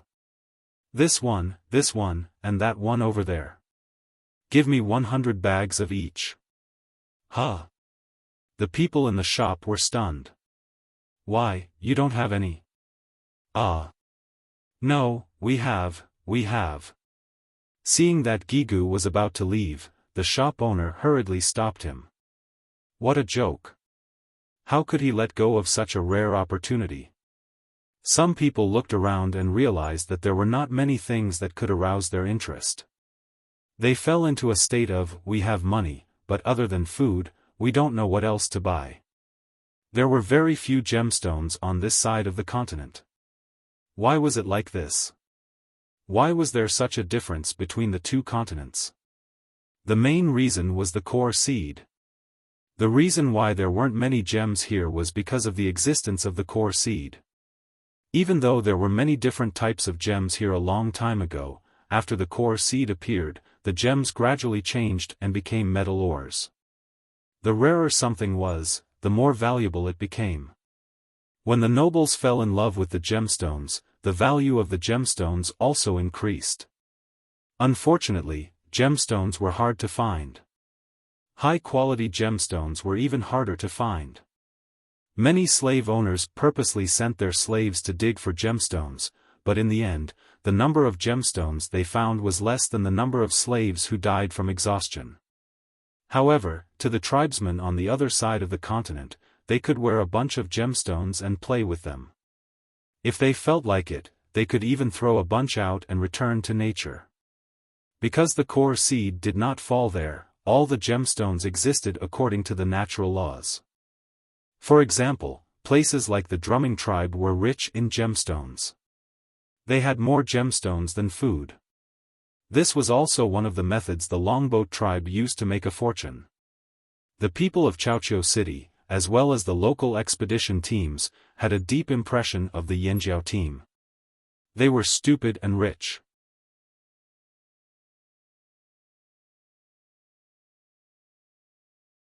Chapter 8:16. In Chaoqiu City, on the largest street, Chu Su and a few Mang tribesmen walked as they observed the people around them. They were dressed in fine silk clothes from the 8 Limbs tribe and wore triangular jade rings made by their own tribe. The Mang tribesmen also liked to put on airs, unconsciously exuding an air of superiority. It was quite intimidating. People who didn't know better would think they were part of the 6 great aristocrats. The 2 longboat tribesmen who were leading the way didn't wear any jade, but they did wear a type of reddish-brown stone ornament. This was a stone that could only be found in the sea. It was tough and delicate, and could be carefully carved. It could be considered a relatively precious gemstone, and its color looked happy. There were slave masters who had bought some from the longboat tribe at a high price. Some of the people who entered the city were also learning from others like Fan Ning, Puyi, Yu and the rest. They were learning how to be better profiteers. In a shop selling gold wares, the Water Tiger tribe's chief, Chu Li, the Drumming tribe's chief, Ci Du and the rest were in the shop. They had wanted to buy some gold wares as they had heard that there were many cheap and exquisite wares here. That was why they had asked the longboat tribesmen to bring them here. Unfortunately, they were disappointed when they scanned the shop. Naturally, the first thing they looked at was the weapons. However, after the Flaming Horns got used to the weapons made by Gongjiaoren and the others, they were no longer interested in the weapons in the shop. They could already tell the quality of metal wares and knew that some of them looked good but were actually useless. They were already carrying the new bronze wares they got from the Flaming Horns tribe. After this comparison, they gave up on the idea of buying weapons. They then looked at other gold wares, such as wine jugs, cups, cauldrons, and so on. Look, these lines, these patterns, these animal shapes. The shopkeeper held up a golden bowl with animal patterns and was about to brag to Chu Li and the rest when he suddenly paused. Chu Li took out a palm-sized tiger-patterned gold plate. Chu Li had asked the Yanjiao tribesman to make this for him.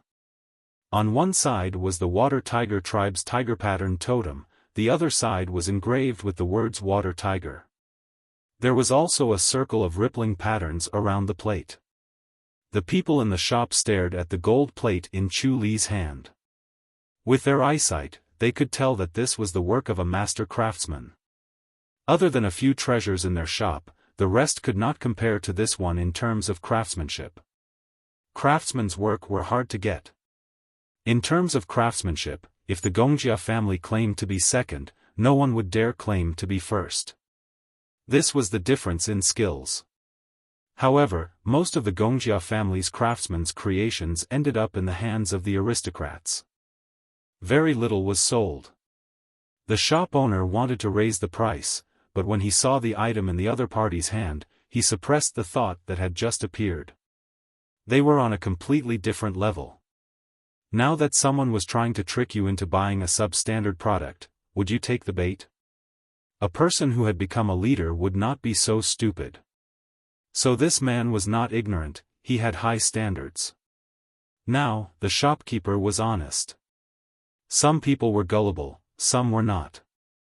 Now, they understood that these people belonged to the latter group. Who could produce a craftsman's work so casually? Whether it was Abuli or Chu Li, similar incidents happened in many places in Chaoqiu City. However, they did not plan to stay for long. They left as soon as they bought their stuff. 300 people were buying things for 4,000 people. They had to take it in batches and they did not hire a carriage. The Yanjiao warriors could carry a small mountain of goods each. It only took them a few trips to and fro. The travelers who came and went kept their eyes on these strangers who had just entered the city.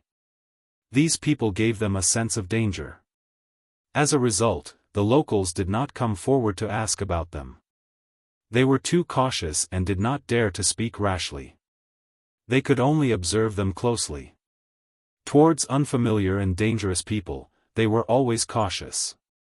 Chaoqiu City was on high alert. The 300 people who entered the city only took a stroll around the streets and then left with their goods.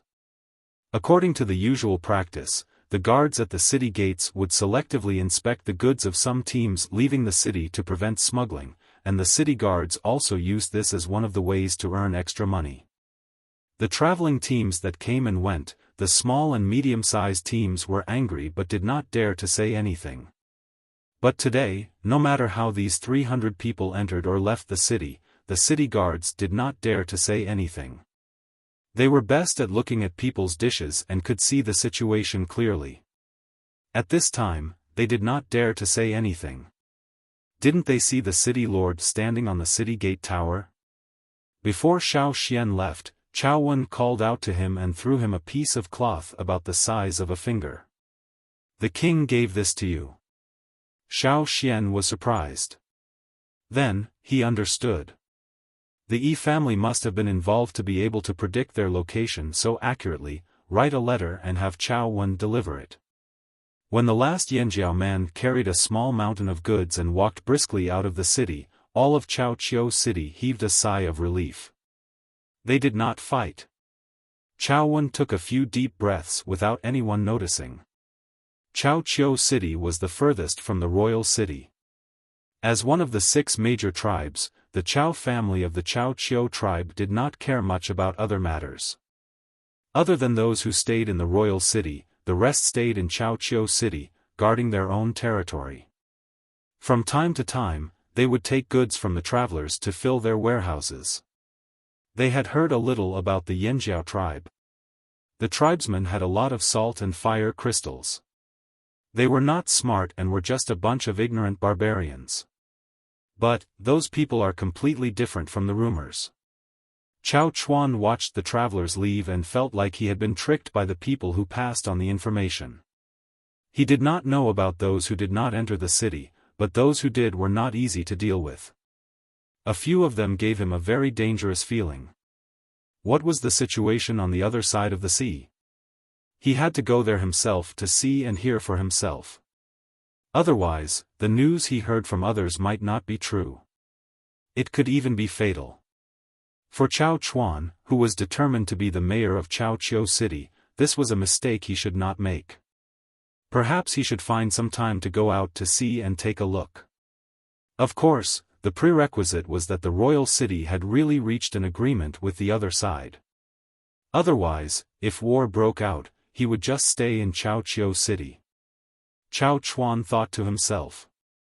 Xiao Xian did not care about what the people of Chaoqiu City said about them. He used his memory to determine the location of the royal city and led the team there. The team would rather rest in the wilderness than in a slave master's city. Compared to Chaoqiu City, the wilderness was safer. Although they had to be on guard against robbers at all times, they dealt with 3 groups of robbers at night. Revealing their wealth in Chaoqiu City still attracted many people to take risks.